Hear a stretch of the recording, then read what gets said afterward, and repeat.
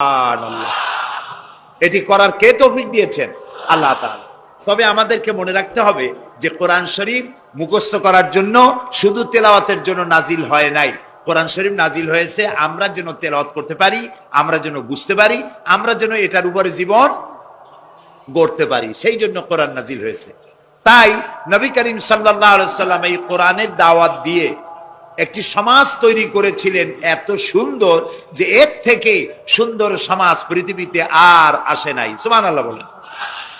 এই কোরআনের কাছে মানুষ যদি আসে, সে যদি জিরো হয়, কোরআন তারে হিরো বানায়। কোরআন কি বানায়? হিরো।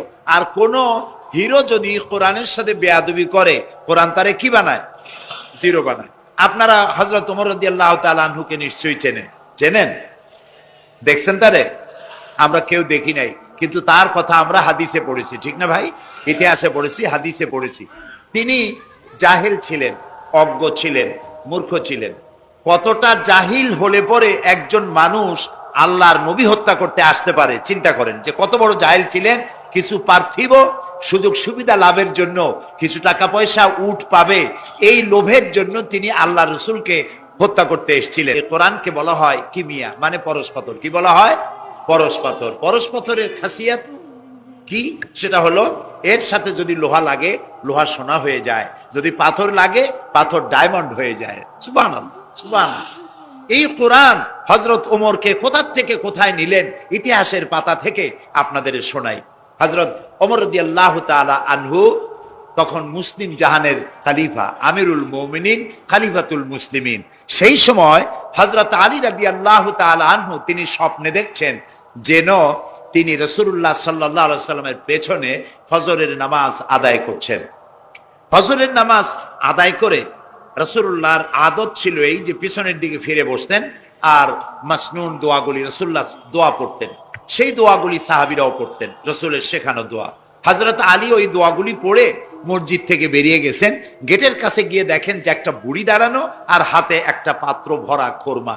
বুড়ি বলছেন, আলী তুমি মসজিদের মধ্যে আবার ঢোকো, এই পাত্র ভরা খোরমাগুলি নিয়ে রাসূলের কাছে গিয়ে বলো যে এটি আমার, আমি একটা বুড়ি মেয়ে লোক, আমার নতুন বাগানের খোরমা, এটা যেন রাসূলুল্লাহ নিজে খান এবং সাহাবায়ে কেরামদের মধ্যে যেন ডিস্ট্রিবিউট করে দেন, তাতে করে আমার বাগানে খোরমায় বরকত হবে।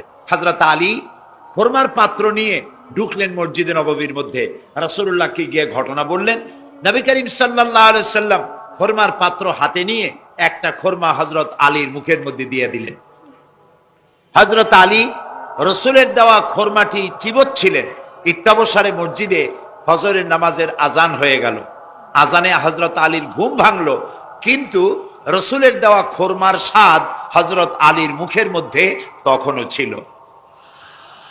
হযরত আলী তাড়াতাড়ি করে উযু করলেন, মসজিদে নববীর মধ্যে ঢুকলেন। যে দেখেন ইমামের মুসাল্লায় কে দাঁড়ান?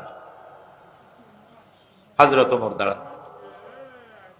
নামাজ শেষ করে হযরত ওমর পিছনের দিকে ফিরেছেন, মাসনুন দোয়াগুলি পড়ছেন। হযরত আলী দোয়াগুলি পড়ে বেরিয়ে গেছেন সকলের আগে। বেরিয়ে গিয়ে দেখেন গেটে এক বুড়ি দাঁড়ানো, হাতে এক পাত্র খোরমা। বুড়ি বলছেন, আলী এই খোরমাগুলি নিয়ে তুমি ভিতরে আবার ঢোকো, আমিরুল মুমিনিনকে বলো এগুলি আমার নতুন বাগানের খোরমা, তিনি খাবেন আর রাসূলুল্লাহর সাহাবীদের খাওয়াবেন, তাতে করে আমার নতুন বাগানের খোরমায় বরকত হয়ে যাবে। হযরত আলী দেখলেন স্বপ্নে যা দেখলাম তাই সাথে সাথে খেটে গেল। আশ্চর্য কথা, তিনি ভিতরে ঢুকলেন, হযরত ওমরকে পাত্রটা দিয়া ঘটনা শোনালেন। হযরত ওমর পাত্রটা হাতে নিয়ে একটা খোরমা হাত দিয়া উঠাইয়া হযরত আলীর মুখের মধ্যে দিলেন। হযরত আলী খোরমা চিবোচ্ছেন আর এক পর্যায়ে গিয়ে বললেন, ইয়া ওমর জিদনি তামরাতান ওখরা, হে ওমর তুমি আমাকে আর একটা খোরমা দাও, এ তো খুব ভালো জাতের খোরমা, খুব লজিজ, খুব মিষ্টি, তুমি আমাকে আর একটা দাও। যদি আমারে একটার বেশি খোরমা দাও তো খোরমায় কম পড়বে না, পাত্রে যা আছে সবাই পাবে, দাও না আমাকে আর একটা। হযরত ওমর রাদিয়াল্লাহু তাআলা আনহু বলছেন, ইয়া আলী লাউ আন্না রাসূলুল্লাহ সাল্লাল্লাহু আলাইহি ওয়াসাল্লাম যাদাক লাজিদনাক। ওয়া আলী স্বপ্নের ভিতরে রাসূলুল্লাহ যদি তোমাকে একটার বেশি খোরমা দিতেন, আমিও তোমারে একটার বেশি খোরমা দিতাম। হযরত আলীর চোখ গেছে ছানা বড় হয়ে। তিনি জিজ্ঞেস করছেন, ইয়া ওমর আহিয়া রুইয়া রাআইতাহা আম হিয়া গায়বুন আম ইত্তালাআতা আলাই। হে ওমর, এটা কি তুমি আমার মতো স্বপ্নে দেখেছো না গায়েব থেকে তোমাকে জানানো হলো? তুমি কেমনে বুঝলা যে স্বপ্নের ভিতরে রাসূলুল্লাহ আমাকে একটা খোরমা দিয়েছিলেন? হযরত ওমর বলছেন, ইয়া আলী, ওয়াল্লাহি মা হিয়া রুইয়া ওয়ালা গায়ব। হে আলী, এটা স্বপ্ন নয়, আর এটা আমাকে গায়েব থেকেও জানানো হয়নি। আসল ব্যাপার কি জানো? ওয়ালাকিন্নাল মুমিনা ইদা আখলাসা কলবাহু ইয়ারা বিনূরিল্লাহ। আসল কথা হলো, একজন মানুষ যখন আল্লাহর খাঁটি গোলামে পরিণত হয়ে যায়, তখন সে আল্লাহর সাহায্যেই দেখতে পায়। এখন দেখুন হযরত ওমর কোথায় ছিলেন আর আল্লাহ তাকে কোথায় এনে দিলেন। রাসূলুল্লাহ বলেছেন, লা নাবিয়্যা বা'দি ওয়ালা রাসূলা, আমার পরে নবীও হবে না, রাসূলও হবে না, কিন্তু আমার পরে যদি কেউ নবী হতেন, আল্লাহ তাআলা ওমরকে নবী বানাই দিতেন। সুবহানাল্লাহি ওয়া বিহামদিহি। এই হযরত ওমরকে অধপতনের অতল তলদেশ থেকে উঠাইয়া বিশ্বের দরবারে সর্বকালের জন্য পরিচিত করায় দিল যে জিনিস, তার নাম হচ্ছে এই কোরআন। নাম কি? কোরআন। আমরা যদি আমাদের ভাগ্যের পরিবর্তন চাই, আমরা কি ভাগ্যের পরিবর্তন চাই? বলেন চাই? ভাগ্যের যদি পরিবর্তন চাই, তাহলে কোরআনের কারিমের কাছে আসতে হবে। কোরআনই পারে আমাদের ভাগ্যকে পরিবর্তন করে দিতে। নবী করিম সাল্লাল্লাহু আলাইহি সাল্লাম বলেছেন, এটা হচ্ছে সেই কোরআন। এই কোরআন নিয়ে যখন আমি জেনেদের সামনে কোরআন তেলাওয়াত করেছি, তখন জেনেরা একথা না বলে পারে নাই, ইন্না সামি'না কুরআনান আজাবা, আমরা একটা আশ্চর্য ধরনের কোরআন শুনেছি। আল্লাহর নবী বলেন, জেনেরা আমার মুখে যখন তেলাওয়াত শুনল, তারা বলল, ইন্না সামি'না কুরআনান আজাবা, আমরা এক আশ্চর্য ধরনের কোরআন শুনেছি। ইয়াহদি ইলার রুশদ ফাআমান্না বিহি, এমন কোরআন শুনলাম যে কোরআন আমাদেরকে সত্যের পথ দেখায়। আর কোরআন যখন শুনলাম, আল্লাহর নবী বলেন, জেনেরা ঈমান আনলো আর তারা পড়ে নিল, লা ইলাহা ইল্লাল্লাহু মুহাম্মাদুর রাসূলুল্লাহ। সবাই পড়েন, লা ইলাহা ইল্লাল্লাহ, লা ইলাহা, লা ইলাহা, লা ইলাহা ইল্লাল্লাহ, লা ইলাহা ইল্লাল্লাহ,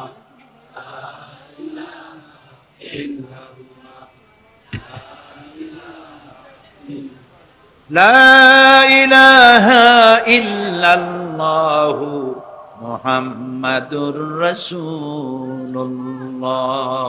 রাসূলুল্লাহ বললেন, মান ক্বালা বিহি সাদাকা, এই কোরআন থেকে যে কথা বলে কেবলমাত্র সেই সত্য কথা বলে। সুবহানাল্লাহ। প্রিয় ভাই সব, আমাদের তো কপাল খারাপ। কারা কি বক্তৃতা করলো, সেই বক্তৃতায় কোরআন নাই, হাদিস নাই, যা কইলো তাই বিশ্বাস করে সেদিকে দৌড়াইলাম। কিন্তু আল্লাহ তাআলার নবী বলছেন, কোরআনের রেফারেন্স দিয়ে যারা কথা বলে ওদের কথাই সত্য কথা। সুবহানাল্লাহ বলবেন না? কারণ আল্লাহ তাআলা বলছেন, ওমান আসদাকু মিনাল্লাহি কিলা ওমান আসদাকু মিনাল্লাহি হাদিসা, আল্লাহর চাইতে সত্যবাদী আর কে হতে পারে? সুতরাং যারাই বক্তৃতার মধ্যে কোরআনের রেফারেন্স দিয়ে কথা বলে, তারাই সত্য কথা বলে। বলেছেন মুহাম্মদ রাসূলুল্লাহ সাল্লাল্লাহু আলাইহি ওয়াসাল্লাম, ওয়ামান আমিলা বিহি উজরা, আর কোরআন শরীফ পড়ে যে বুঝে আর আমল করে, আল্লাহ তাদেরকে পুরস্কৃত করবেন ফিদ দুনিয়া ওয়াল আখিরা, দুনিয়াও পুরস্কার দেবেন, আখিরাতেও পুরস্কার দেবেন। দুনিয়া পুরস্কারটা কি দেবেন? আল্লাহ রাব্বুল আলামিন বলেন, দুনিয়ার পুরস্কারটা শোনো, ফামান তাবিয়া হুদায়া ফালা খাউফুন আলাইহিম ওয়ালা হুম ইয়াহজানুন, যারা এই কোরআনকে মেনে চলবে, কোরআনের অনুসরণ যারা করবে, এর আইন কানুনকে মেনে যারা চলবে, ওদের জন্য কোনো ভয় নাই, ওদের জন্য কোনো চিন্তা নাই। এই ওয়াদা কার ওয়াদা? আল্লাহর ওয়াদা কখনো মিছা হয়? কোনোদিন না। আল্লাহ কোনোদিন ওয়াদা ভঙ্গ করেন? কখনো নয়। তিনি বলছেন, কোরআন যদি মেনে চলো, পৃথিবীতে শান্তি পাইবা।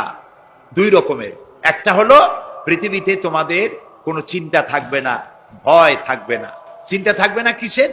চিন্তা হয় মানুষের খাওয়া পড়া, শিক্ষা, চিকিৎসা, বাসস্থান, এগুলির চিন্তা হয়। কোরআনের শাসন যদি চালু হয়, ওই যে স্লোগান একটু আগে আপনারা শুনলেন, আল্লাহর আইন চাই আর কি চাই? মুখস্থ হয়েছে না এটা? বলেন না কি চাই? সৎলোকের শাসন চাই। এখন আল্লাহর আইন কোনটা? এই যে কোরআন। কোরআনের আইন যদি হয় আর সৎ লোক যদি ক্ষমতায় থাকে আর কোরআনের আইন যদি চালু হয়, চুরি, ডাকাতি, জেনা, ব্যভিচার, হত্যা, ধর্ষণ ওই সমাজে থাকবে না। সুবহানাল্লাহ কোন। এই যে আমাদেরকে আজ এই কোন কোন দেশ আমাদেরকে সন্ত্রাসী বলে, আসলে ওরা হলো সন্ত্রাসের দাদা। আমরা তো সন্ত্রাসী না। এই পৃথিবীতে মুসলমানরাই সব থেকে বেশি শান্তিপ্রিয়। এর চাইতে শান্তিপ্রিয় জাতি পৃথিবীতে আর নাই। সুবহানাল্লাহ বলি, আলহামদুলিল্লাহ বলি। আপনি দেখেন না, আপনি দেখেন না, এই যে আল্লাহর ঘর যখন নির্মাণ হলো, কে আল্লাহর ঘর নির্মাণ করছিলেন কোন তো? আমাদের জাতির পিতা। কে করেছিলেন? জাতির পিতা কে? এইটা নিয়ে প্যাঁচ লাগাবেন না তো, ভালো করে মনে রাখবেন, এই নিয়ে কোনো পেঁচাপেচি নেই। মুসলমান মিল্লাতের পিতা কে? ইব্রাহিম আলাইহিস সালাম। তিনি আল্লাহর ঘর বানালেন, তিনি রাজমিস্ত্রি হিসেবে কাজ করলেন, আর একজন হেল্পার ছিলেন সাথে, তিনিও পয়গম্বর ছিলেন। কে তিনি? ইসমাইল আলাইহিস সালাম। বাপ বেটা দুজনে মিলে আল্লাহর ঘর নির্মাণ করে ফেললেন। আর এরপরে তারা দোয়া করলেন। হযরত ইব্রাহিম আলাইহিস সালাম দোয়া করলেন, রব্বি জাল হাদাল বালাদা আমিনান, আয় আল্লাহ তাআলা তুমি এই শহরকে নিরাপত্তার শহর বানাও। নিরাপত্তা হচ্ছে সন্ত্রাসের বিপরীত কথা। আল্লাহ তুমি এই শহরকে নিরাপত্তার শহর বানাও। আল্লাহ কি দোয়া কবুল করছিলেন না করেন নাই? সাথে সাথেই দোয়া করেছে, কবুল করেছেন আল্লাহ তাআলা। আল্লাহ তাআলা বলেছেন, ওমান দাখালাহু কানা আমিনান, যেই প্রবেশ করবে আমার এই পবিত্র শহরে আমি তাকে নিরাপত্তা প্রদান করব। সুবহানাল্লাহ। আজ আমাদেরকে সন্ত্রাসী যারা বলে, তারা দেখুক কোরআনের সব আইন সৌদি আরবিয়ায় নাই। আপনারা বলেন তো, পৃথিবীতে অপরাধ প্রবণতা, করাপশন, ক্রাইম পৃথিবীতে সব থেকে কম হয় কোন দেশে?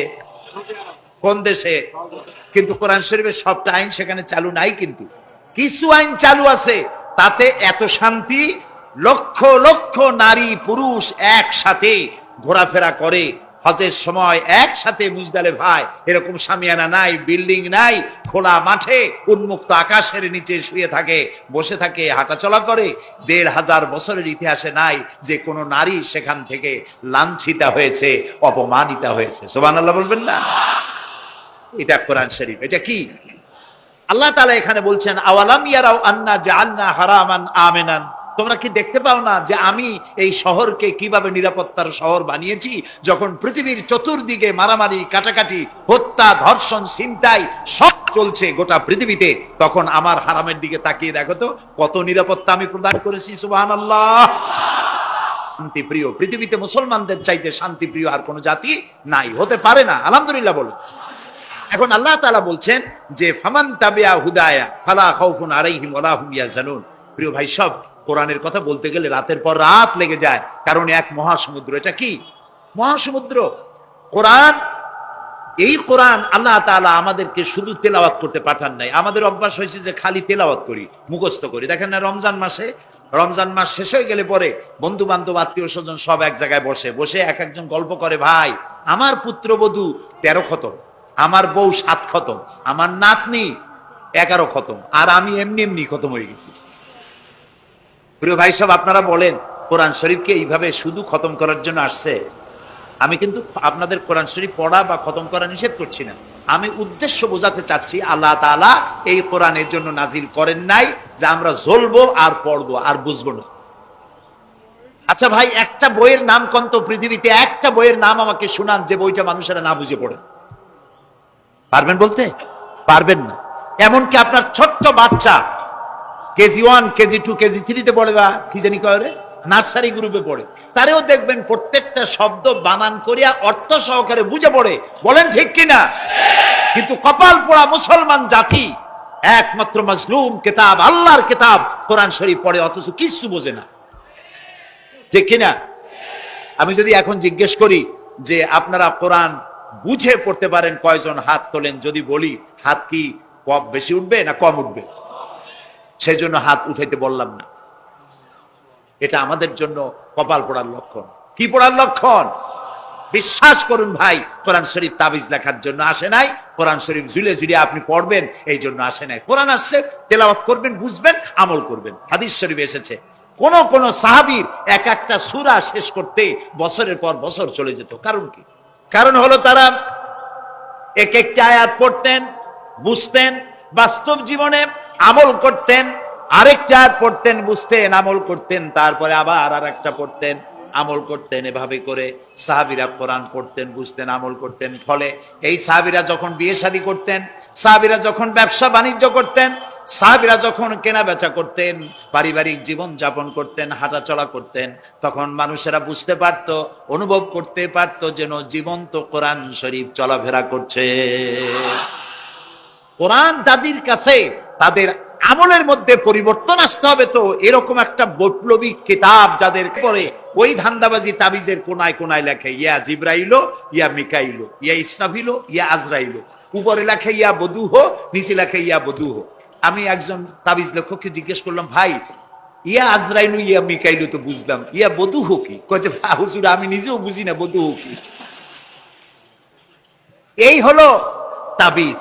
এই তাবিজ লেখার জন্য আল্লাহ তাআলা কোরআন নাজিল করেন নাই। কথা কি বুঝে আসছে? তাবিজের জন্য আসে নাই, তদবিরের জন্য আসে নাই, শুধু পড়ব এজন্য আসে নাই। কোরআন এসেছে বোঝার জন্য, তেলাওয়াতের জন্য, বোঝার জন্য, কোরআন অনুযায়ী জীবন গড়ার জন্য। আল্লাহর নবী তাই বলেন, ওয়ামান আমিলা বিহি উজরা, কোরআন শরীফ যে পড়বে আর আমল করবে, দুনিয়ায় শান্তি দেওয়া হবে, আখিরাতেও পুরস্কৃত করা হবে। আখিরাতের পুরস্কারটা কি? নবীজি বলেছেন, মান ক্বারাআল কুরআনা ফাস্তাযহারাহু ফাহাল্লা হালালাহু ওয়া হাররামা হারামাহু আদখালাহুল্লাহুল জান্নাহ ওয়া শাফাআহু ফি আশরাতিন মিন আহলি বাইতিহি কুল্লুহুম ক্বাদ ওয়াজাবাত লাহুন নার। সাদাকান নবী সাল্লাল্লাহু আলাইহি ওয়াসাল্লাম। নবী করিম সাল্লাল্লাহু আলাইহি ওয়াসাল্লাম বলেছেন, যে ব্যক্তি কোরআন পড়লো, বুঝলো, আর কোরআনের হালালকে হালাল জেনে চললো, হারাম থেকে বিরত থাকলো, আর কোরআনের আইনকে প্রতিষ্ঠিত করার আন্দোলনে শরীক হলো, সুবহানাল্লাহ, এরকম লোককে আল্লাহ তাআলা কিয়ামতের দিন জান্নাত দান করবেন। সুবহানাল্লাহ। ওয়ামান আমিলা বিহি উজরা ওয়ামান হাকামা বিহি আদালা, এই কোরআন শরীফ দিয়ে যে বিচার করবে, আল্লাহ তাআলা বলছেন সেই করবে কেবলমাত্র জাস্টিস, জাস্টিস, ইনসাফ কায়েম করতে পারবে, যে কোরআন দিয়ে বিচার ফয়সালা করবে। আমাদের দেশে এই যে কোর্ট কাছারি আদালত আছে, এই কোর্ট কাছারি আদালতগুলি কোরআন দিয়ে যদি বিচার করতেন, সেটা ইনসাফ হতো। যেহেতু ইনসাফ, আল্লাহর চাইতে ইনসাফগার আর কেউ নাই। আছে কি বলেন? নাই। এখানে ধরুন একজন মানুষ যদি একজনের একটা ঠ্যাং ভাঙিয়ে ফেলাই দিল, তাহলে বিচার কি হবে? ব্রিটিশ ল যেটা আছে, বাংলাদেশ পেনাল কোড যেটা আছে, এই পেনাল কোডে বলা হবে যে সলিমউদ্দিন ঠ্যাং ভাঙছে বসিরউদ্দিন, যে ভাঙছে তার জন্য শাস্তি এই হবে 6 মাসের জেল, 2000 টাকা জরিমানা করে দিবে। এখন আপনি বলেন, বিচার মাপে কি দিয়া? ইনসাফের প্রতীক কি? ইনসাফের প্রতীক দাড়িপাল্লা। এই দাড়িপাল্লায় এখন আপনি ওজন দেন ইনসাফ। ঠ্যাং ভাঙছে কার? সলিমউদ্দিন, তার ভাঙ্গা ঠ্যাং এক পাশে থন, এক পাল্লা। আর বসিরউদ্দিন ভাঙছে ঠ্যাং, সেই কারণে তার 2000 টাকা জরিমানা আর 6 মাসের জেল আর এক পাল্লায় রাখেন। এবার দাড়ি ধরে টান দেন, সমান হবে? যদি 50,000 টাকা জরিমানা হয় আর 6 বছরের জেল হয়, তাও কি সমান হবে? হবে না। সমান হবে কি হলে? সমান হবে ওই সলিমউদ্দিন ভাঙ্গা ঠ্যাং এক পাল্লায় দাও, আর যে ভাঙছে তার নাম কি? বসিরউদ্দিন। বসিরউদ্দিন কেউ যদি থাকেন রাগ করবেন না, আমি একটা দৃষ্টান্ত দিচ্ছি। এখন ওই বসিরউদ্দিন ভাঙ্গা, তার একটা ঠ্যাং ভাঙ্গিয়া যদি এই পাল্লায় রাখেন, এখন যদি টান দেন, তাহলে সমান হবে কিনা বলেন? এটা হচ্ছে কোরআন। এই কোরআন বলছে পায়ের বদলে পা, হাতের বদলে হাত, নাকের বদলে নাক, চোখের বদলে চোখ, জানের বদলে জান। সুবহানাল্লাহ। এটা ইনসাফ। এই ইনসাফ হচ্ছে কোরআনের দেওয়া ইনসাফ। সুতরাং আল্লাহ তাআলা নবী বলছেন, ওমান হাকামা বিহি আদালা, যে ব্যক্তি এই কোরআন দিয়ে বিচার ফয়সালা করবে, যে ব্যক্তি, যে পরিবার, যে সমাজ, তারা ইনসাফ কায়েম করতে পারবে। যেহেতু আল্লাহর চাইতে ইনসাফগার পৃথিবীতে আর কেউ নাই, আকাশেও নাই, জমিনেও নাই। রাসূলুল্লাহ বলছেন, ওয়ামান দা ইলাইহি হুদিয়া ইলা সিরাতিল মুস্তাকিম, যে ব্যক্তি কোরআনের দিকে মানুষকে দাওয়াত দেয়, সেই একটি সহজ সরল রাস্তার দিকে দাওয়াত দেয়, যে রাস্তার শুরু পৃথিবী থেকে আর রাস্তার শেষ জান্নাতুল ফেরদাউসে গিয়া। সুবহানাল্লাহ। এটা হচ্ছে সেই কোরআন। বুঝতে না পারার কারণে আমরা বিপদে পড়েছি। প্রিয় ভাই সব, আপনারা আছেন কষ্টে, বসেছেন পানির মধ্যে, আছেন দাঁড়াইয়া, মাথার উপরে ছেঁড়া সামিয়ানা বিরক্ত করছে। আমি লম্বা করতে চাই না, অল্পের মধ্যে ছেড়ে দেই যাতে করে আপনাদেরও সুবিধা হয়, কষ্ট না হয়।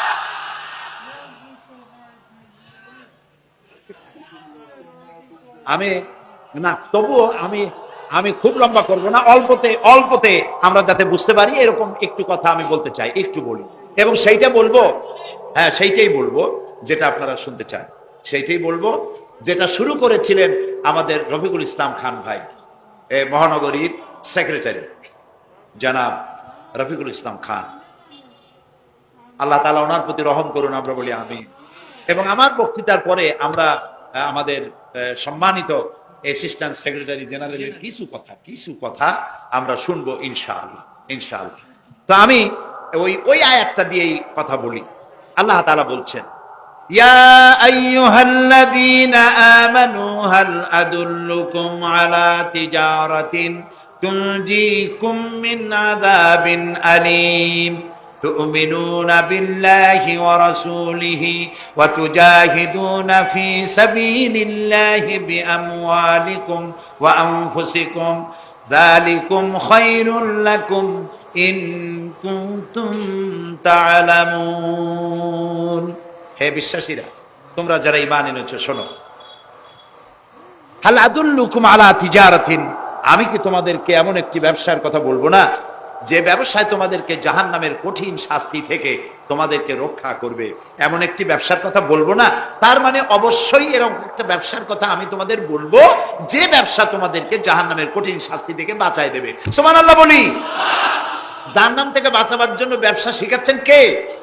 আল্লাহ। এবার দেখেন, ব্যবসা এটা করলে লাভও আছে, নোকসানও আছে, ঠিক না? বলেন আছে কিনা? লস এন্ড প্রফিট এর মধ্যে থাকবেই।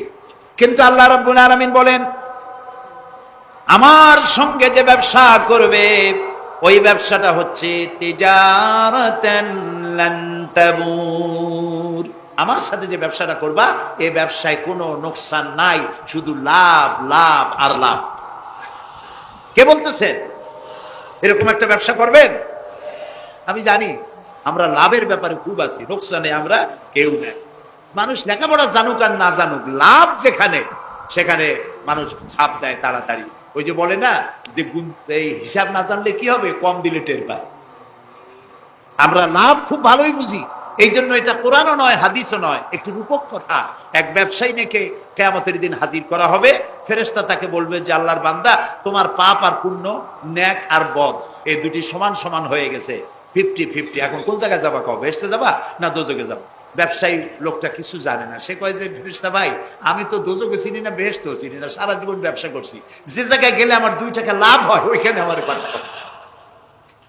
মানুষ লাভ খুব ভালো বোঝে এবং লাভের দিকে মানুষ ঝোঁকে বেশি। এই জন্য আল্লাহ তাআলা বলছেন, হাল আদুল্লুকুম আলা তিজারাতিন তুনজিকুম মিন আযাবিন আলীম, যেটা লাভ আর লাভ। আমার সাথে ব্যবসা করো, শুধু লাভ হবে। তো এই ব্যবসার মধ্যে পুঁজি হলো 3টা। ব্যবসার মধ্যে পুঁজি কয়টা? 3টা। আল্লাহ রাব্বুল আলামিন বলেন, তুমিনুনা বিল্লাহি ওয়া রাসূলিহি ওয়া তুজাহিদুনা ফি সাবিলিল্লাহ। 3টি পুঁজি। একটি হলো আল্লাহর প্রতি ঈমান, রাসূলের প্রতি ঈমান এবং আল্লাহর রাস্তায় জিহাদ করা, মাল দিয়া জান দিয়া। এই কয়টা হলো? 3টা। চলুন এই 3টি কথার ব্যাখ্যা করে তারপরে মোনাজাত করব সংক্ষেপে, যেন আমরা আল্লাহর সাথে ব্যবসাটা শুরু করতে পারি আজকে থেকেই। আল্লাহ যেন তৌফিক দেন, বলেন আমিন। 1 নম্বর হচ্ছে তুমিনুনা বিল্লাহ, আল্লাহর প্রতি বিশ্বাস, আল্লাহর প্রতি ঈমান। বলেন আল্লাহর প্রতি ঈমান। এখন আপনারা বলবেন যে এটা তো কোনো নতুন কথা হলো না, আল্লাহর প্রতি ঈমান আনছি, যদি ঈমানই না থাকতো তাহলে কি বৃষ্টির মধ্যে এই পানির মধ্যে আমরা কি বসে থাকতাম? 100% সত্য কথা। ঈমান না থাকলে কেউ আসতেন না, আর এই পানির মধ্যে, ঝড়ের মধ্যে বাঁশ ভাঙ্গে মাথায় পড়তে পারে এই ঝুঁকি নিয়ে বসতেন না, ঠিক কিনা ভাই? আমরা সবাই ঈমানদার। তবে আল্লাহর উপর ঈমান আনতে হলে 4টি শর্ত লাগে। কয়টি শর্ত? 4টি শর্ত ফুলফিল করলে আল্লাহর উপর ঈমান এনেছি বলে প্রমাণিত হবে। নইলে আল্লাহ আছে এ কথা নুরা পাগলাও বলছে। নুরা পাগলার বলা আর আপনার আমার বলা এটা তো এক হওয়ার কথা না, ঠিক কিনা বলে? তা আল্লাহর উপর ঈমান আনতে হলে শর্ত কয়টা? 4টে। 1 নম্বরের শর্ত হলো আল্লাহর জাত সম্পর্কে স্বীকার করে নেওয়া, আল্লাহর অস্তিত্ব, আল্লাহ আছেন, এটা মেনে নেওয়া। তো আল্লাহ আছেন এ ব্যাপারে আমাদের কোনো দ্বিমত নেই, ঠিক না? এবং কোরআনে কারীমের ছোট্ট একটি সূরায় আল্লাহ তাআলা তার নিজের জাত সম্পর্কে এভাবে বলেছেন, কুল হুয়াল্লাহু আহাদ। আমরা জানি না এই সূরা?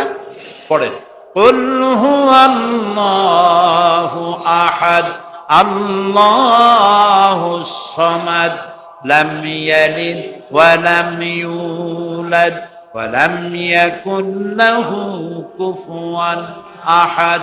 আল্লাহ তাআলা বলেন, বলো হে নবী আপনি বলুন, আল্লাহ এক এবং একক, তিনি কারো মুখাপেক্ষী নন, তিনি কাউকে জন্ম দেন নাই, তাকেও কেউ জন্ম দেয় নাই। দুনিয়া, এই আকাশে এবং জমিনে তার সমকক্ষ কেউ নাই। তিনি এক, তিনি একক, তিনি ছিলেন, তিনি আছেন এবং তিনি থাকবেন। লাইসা কামিসলিহি শাইউন, তার মতো কেউ নাই। তবে প্রশ্ন ওঠে, আল্লাহ আছেন কোথায়? এরকম একটা প্রশ্ন করা যেতে পারে, আল্লাহ কোথায় আছেন? বলতে পারবেন কোথায় আছে? এটি নিয়ে বিভ্রান্তি আছে মানুষের মধ্যে। কেউ বলেন আল্লাহ সদা সর্বত্র বিরাজিত, সব জায়গায় তিনি আছেন। এই কথাটি সত্য নয়। আল্লাহর যদি সব জায়গায় থাকা লাগে, তাহলে পৃথিবীর মধ্যে ভালো জায়গাও আছে, খারাপ জায়গাও আছে। আছে না খারাপ জায়গা? আমি সেসব জায়গার নাম নিলাম না, আপনারা বুঝে নেন। তাহলে আল্লাহ সব জায়গায় থাকলে এই কথা যদি সত্য হয়, তাহলে এটি অত্যন্ত বেয়াদবিমূলক কথা, এ কথা ঠিক না। আল্লাহ আছেন কোথায়? আল্লাহ নিজেই বলছেন তিনি কোথায় আছেন। কোরআনে কারীমে রব্বুল আলামিন তিনি কোথায় আছেন একথা তিনি নিজেই বলে দিয়েছেন, আর রহমানু আলাল আরশিস্তাওয়া। আল্লাহ তাআলা আরশের উপরে আছেন, সুবহানাল্লাহি ওয়া বিহামদিহি। এবং প্রত্যেক রাত্রে তিনি শেষ রাত্রে প্রথম আকাশে আসেন, নবী করিম সাল্লাল্লাহু আলাইহি সাল্লাম বলেছেন। প্রিয় ভাই সব, তো আল্লাহ তাআলা সদা সর্বত্র বিরাজমান যে কথাটা বলা হয়, এটা আক্ষরিক অর্থে ওরকম না, এটা ব্যাখ্যা সাপেক্ষে কথা।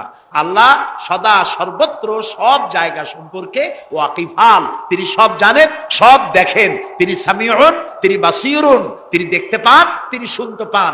আপনার আমার দেখার মধ্যে কোনো বাধা, প্রাচীর, অবস্ট্রাকশন কিছু একটা থাকতেই পারে। আল্লাহর দেখার মধ্যে কোনো বাধা নাই। অন্ধকার রাতেও দেখেন, কুয়াশাচ্ছন্ন হলেও দেখেন, মেঘের মধ্যেও দেখেন, তার দেখায় কোনো বাধা নাই, তার শোনায় কোনো বাধা নাই। এমন কি মহাসাগরের অতল তলদেশে ছোট্ট পাথরের গায়ে লাগানো একটি ছোট্ট পোকা, যাকে মাইক্রোস্কোপ যন্ত্র ছাড়া দেখা যায় না, এমন ছোট্ট সূক্ষ্ম একটি পোকাও যদি, ক্ষুদ্রাতি ক্ষুদ্র একটি পোকাও যদি পেটের জ্বালায় অথবা ক্ষুধার জ্বালায় চিৎকার বাড়ে, কেউ শুনতে পায় না। আরশের মালিক আল্লাহ রব্বুল আলামিন তা শুনতে পান। এ হচ্ছে আল্লাহ, তিনি সব শুনতে পান, সব দেখতে পান। তার জাত সম্পর্কে স্বীকার করে নেওয়া, মেনে নেওয়া, তিনি আছেন, তার শক্তি সহকারে তাকে মানা। আমরা যে কোনো জিনিস বিশ্বাস করি তার শক্তি সহকারে বিশ্বাস করি। বাতাসকে বিশ্বাস করি, প্রচন্ড বেগে বয়ে গেলে আমাদের মাথার উপরে যা আছে ভেঙে চুরে সব শেষ করি ভালো, এভাবে বিশ্বাস করি। পানিকে বিশ্বাস করি, সে চুবায়ে মারতে পারে, ডুবায়ে মারতে পারে, পানি চুবানো ভিজানো এ শক্তি পানির আছে। আমরা আগুনকে বিশ্বাস করি, জ্বালিয়ে পুড়িয়ে ছাই করে দিতে পারে, এভাবে আগুনের শক্তি সহকারে বিশ্বাস করি। সাপকে বিশ্বাস করি, বাঘকে বিশ্বাস করি, দংশন করলে, থাবা মারলে কাম সারা। পয়জনকে বিশ্বাস করি, খাইলে পরে মরে যেতে পারি, শক্তি সহকারে বিশ্বাস করি, ঠিক না? এখন আল্লাহরে বিশ্বাস করি, এই কথা শুধু বললেই হবে না, আল্লাহকে বিশ্বাস করতে হবে তার গুণ সহকারে। সেই জন্য 4টি শর্তের 1 নম্বর শর্ত হলো আল্লাহর অস্তিত্বকে মানা। 2 নম্বরের শর্ত হচ্ছে আল্লাহর গুণাবলীকে স্বীকার করা, মেনে নেওয়া। আল্লাহর গুণাবলী কি? কোরআন শরীফে আল্লাহর অনেকগুলি নাম আছে। আল্লাহ এ হচ্ছে ইসমে জাত। আল্লাহ এটা কি? ইসমে জাত, আসল নাম কি? আল্লাহ।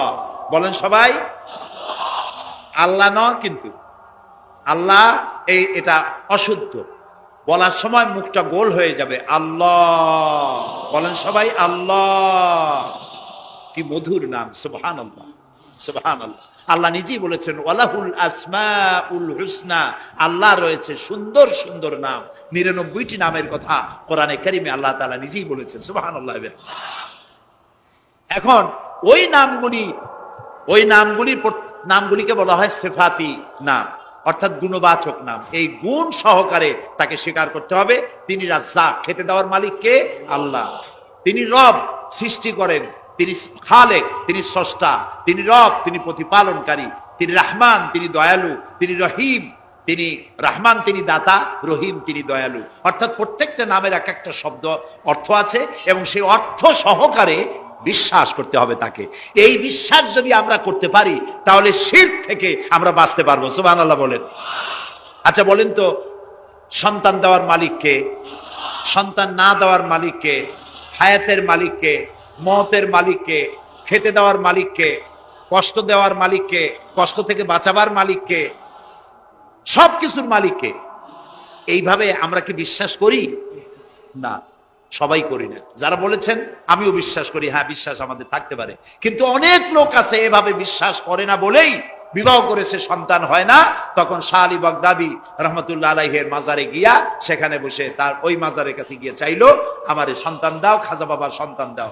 অথবা হাইকোর্টের মাজারে বৃহস্পতিবার দিন গিয়ে ভিড় করলো, বাবা সন্তান দাও, অথবা মামলায় পড়েছি বাঁচায় দাও, পরীক্ষা দেবে ছেলে পাশ করায় দাও ইত্যাদি। বলেন এরকম? বলে না? জায়েজ নাই, একদম জায়েজ নাই। কাকে বলতে হবে? আল্লাহর নবী বলেছেন ওয়াইদা সাআলতা ফাসআলিল্লাহ, কিছু বলতে চাইলে আল্লাহরে বলো। ওয়াইদা সাআলতা ফাসআলিল ওয়াইদা ইসতাআনতা ফাসতাইন বিল্লাহ, সাহায্য যদি চাও আল্লাহর কাছে সাহায্য চাও। আমরা সূরা ফাতিহার ভিতরে প্রত্যেক নামাজের প্রতি রাকাতেই বলি ইয়্যাকা না'বুদু ওয়া ইয়্যাকা নাস্তাঈন, আল্লাহ তাআলা একমাত্র তোমার ইবাদত করি আর একমাত্র তোমারই কাছে সাহায্য কামনা করি। হযরত ইব্রাহিম আলাইহিস সালাম আমাদের জাতির পিতা। একটু আগে আমরা বলছি না সবাই, ইব্রাহিম আলাইহিস সালামকে আগুনে, এটারে এদিক ফিরে দিল কে? ইব্রাহিম আলাইহিস সালামকে আগুনে যখন ফেলে দেওয়া হচ্ছিল তখন হযরত জিবরাইল এসে বলছিলেন আমার কাছে সাহায্য চাও ইব্রাহিম, আমি তোমারে আগুন দিয়ে বাঁচায় দেব। এই যে ইব্রাহিম আলাইহিস সালামের কাছে তাকে সাহায্য দেওয়ার জন্য বলা হলো, এটা কি ঘোরাঘুরি করে? এই মাইকের হর্ন ঘুরান কেন? যেমন ছিল ওইদিকে দিয়ে দেন, আমারে শোনায় তো লাভ নাই। প্রিয় ভাই সব, ইব্রাহিম আলাইহিস সালামকে জিবরাইল বললেন আমার কাছে সাহায্য চাও। ইব্রাহিম আলাইহিস সালাম সাহায্য চাইছিলেন? বলেন চাইছিলেন? হযরত ইব্রাহিম বলেছেন জিবরাইল আমি কেন সাহায্য চাইব তোমার কাছে? আমি তো এমন কোন অন্ধ আল্লাহর ইবাদত করি না যিনি তার নিজের চোখে তার গোলামের দুঃখ দুর্দশা দেখতে পান না। আল্লাহ কি দেখছেন না যে আমি বিপদে পড়ছি? আমি তোমার কাছে কেন সাহায্য চাইবো? আমি আগুনে পড়লে যদি আল্লাহ খুশি হন তাহলে আমি তো এভাবে হাজার বার পড়তে রাজি আছি আমার আল্লাহকে খুশি করার জন্য। এটা হলো আল্লাহর প্রতি বিশ্বাস এবং আল্লাহর কাছে চাওয়া। চাইতে হবে কার কাছে? আমি বিপদে পড়ছি বলবো কারে? আমি অশান্তিতে আছি বলবো কারে? আমার অভাব আছে বলবো কারে? সর্বাবস্থায় আল্লাহকে বলতে হবে। দেখুন আমাদের জাতির পিতা ইব্রাহিম আলাইহিস সালামের কথা এ কোরআন শরীফে আল্লাহ তাআলা বলে দিয়েছেন। তিনি কি বলেছেন? হযরত ইব্রাহিম বলেছেন আল্লাযী হুয়া ইউতঈমুনি ওয়া ইয়াসকিন, আমি যখন ক্ষুধার্ত হই আল্লাহ আমারে খাওয়ান, আমি যখন তৃষ্ণার্ত হই আল্লাহ আমারে পান করান। ওয়াইদা মারিদতু ফাহুয়া ইয়াশফিন, আমি যখন অসুস্থ হই আল্লাহ আমারে রোগ মুক্ত করেন। সুবহানাল্লাহ। আইয়ুব আলাইহিস সালাম 18 বছর রোগ ভোগ করলেন, কষ্ট পাইলেন, তিনি সাহায্য কার কাছে চাইছিলেন? আর আমারে যদি ডাকে আমি আল্লাহ রব্বুল আলামিন এই বিপদ থেকে যত বড় বিপদ হোক আমি আল্লাহ বাঁচায় দেব। আল্লাহ বিপদ থেকে বাঁচাবেন। আর আমি মুসলমান বিপদে পড়েছি মাজারে গিয়া চাইলাম, নাউযুবিল্লাহ। বিশ্বাস করুন ভাই, বিশ্বাস করুন, কবরের ভিতরে যিনি শুয়ে আছেন যত বড় পীর হোক, যত বড় খাজা বাবা হোক, আপনাকে সাহায্য তিনি করতে পারবেন না, পারবেন না, পারবেন না। একটু কমন সেন্সের কাছে অ্যাপিল করি, সাধারণ বিবেকের কাছে আপনাদের, যারা এই যে দেখুন হযরত শাহজালাল রহমতুল্লাহ আলাইহি সিলেটে শুয়ে আছেন, বলুন তো তার মাতৃভাষা কি? আরবি। তিনি ইয়েমেন থেকে এসেছিলেন। বাগেরহাটে শুয়ে আছেন হযরতে খান জাহান আলী রহমতুল্লাহ আলাইহি, তার মাতৃভাষা ছিল আরবি। হযরতে খাজা মঈনুদ্দিন চিশতি রহমতুল্লাহ আলাইহি শুয়ে আছেন আজমিরে, তার মাতৃভাষা আরবি। আমরা বাংলাদেশ থেকে, এই দেশ থেকে কোনো লোক গেল সিলেটে, গেল বাগেরহাটে অথবা বাগদাদে চলে গেল, এইসব বড় বড় আল্লাহর ওলিদের মাজারে গিয়ে বাংলা ভাষায় বলল, বাবা আমি তো বিপদে পড়ে আসছি, নির্বাচনে দাঁড়াইছি, আমি যেন জিততে পারি। অথবা দেখেন না, মাজার দিয়ে শুরু করে সবাই। অথবা যাই বললো যে আমার বিয়ে করেছি 15 বছর, বাচ্চা হয় না, আমার একটা বাচ্চা। অথবা মামলায় পড়েছি, আমার একটু জিতে এত, ব্যবসা করি এত টাকা লস দিতে দিতে শেষ হয়ে গেছি বাবা। আপনি বললেন কোন ভাষায়? শাহজালাল খুব বুঝলেন, বড় পীর সাহেব খুব বুঝছেন।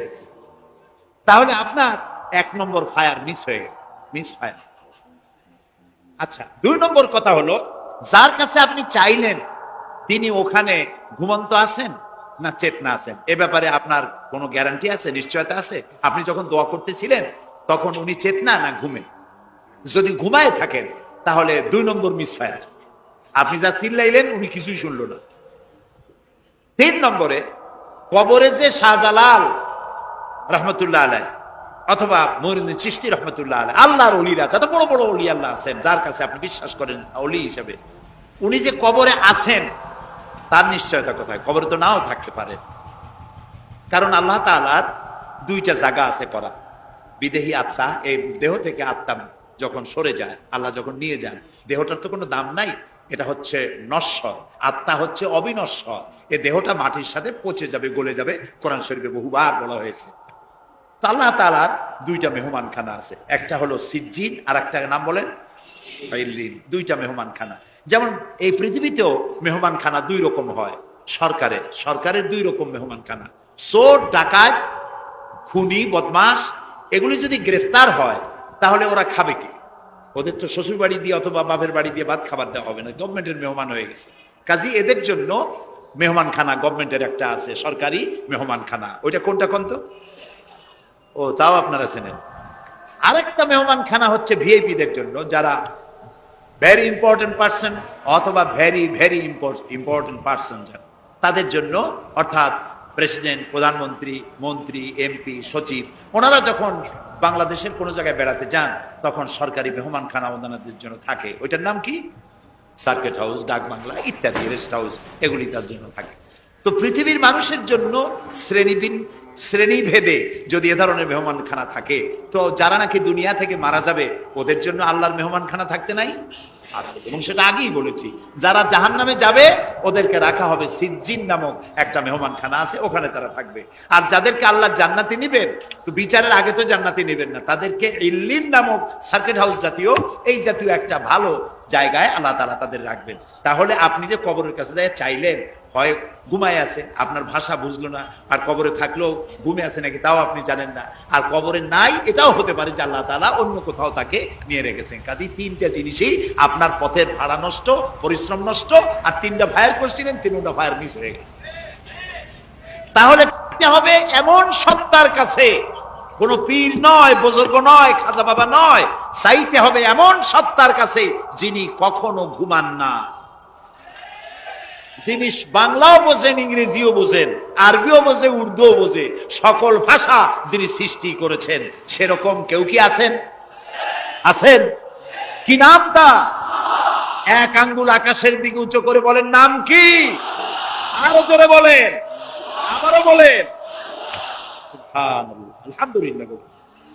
এই জন্য নবী করিম সাল্লাল্লাহু আলাইহি ওয়াসাল্লাম বলছেন, ওয়াইজা সাআলতা ফাসআলিল্লাহ, কিছু বলতে হলে আল্লাহরে বলো।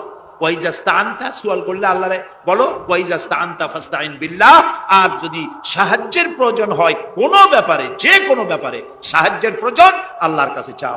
আমাদের অবস্থা হলো এই যে ইমাম তো দুর্বল, বিপদে পড়লেই দৌড় দেয় মাজারের দিকে। মুসলমানের সম্পর্ক মাজারের সাথে হবে না, সম্পর্ক হবে মসজিদের সাথে। আল্লাহর নবী যখনই বিপদে পড়তেন, মুসিবতে পড়ে যেতেন, সঙ্গে সঙ্গে উজু করে মসজিদে নববীর ভিতরে প্রবেশ করতেন, 2 রাকাত কাজায়ে হাজাতের নামাজ পড়তেন, আল্লাহর দরবারে হাত তুলতেন, চোখের পানি ছেড়ে দিতেন, আল্লাহ রাব্বুল আলামিনের দরবারে মোনাজাত কবুল হয়ে যেত।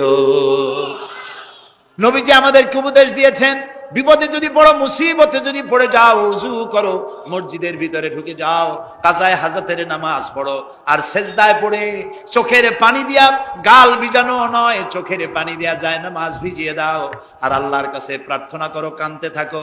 রব্বুল আলামিন, আল্লাহর নবী বলেছেন, বান্দা যদি গুনাহ মাফির জন্য গুনাহ করেছে, লজ্জায় অনুতপ্ত হয়ে অনুশোচনা করে বান্দা যখন কাঁদতে থাকে, চোখের পানি নাকের অর্ধেক আসতে না আসতে আল্লাহ রব্বুল আলামিন বান্দারে মাফ করে দেন। বিশেষ করে বুড়া মানুষ, আমাদের মধ্যে দুই শ্রেণীর লোক আছে, যুবক আর বৃদ্ধ।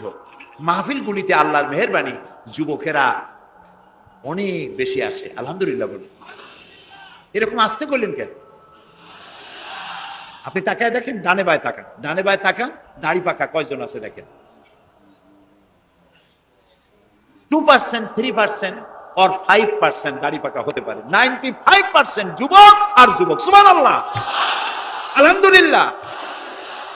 বামপন্থীদের এখানেই কষ্ট, এখানেই কষ্ট। তারা চিন্তা করে এত কষ্ট করিয়া পয়সা করি দিয়া তারপরে কর্মী বানাইলাম, একটা মাহফিলে গিয়া কি একটা সমাবেশ দেখলো, মাহফিলে গেল, আমাদের পুকুরের জিয়ানো মাছগুলি সব ইসলামের পুকুরে চলে গেল।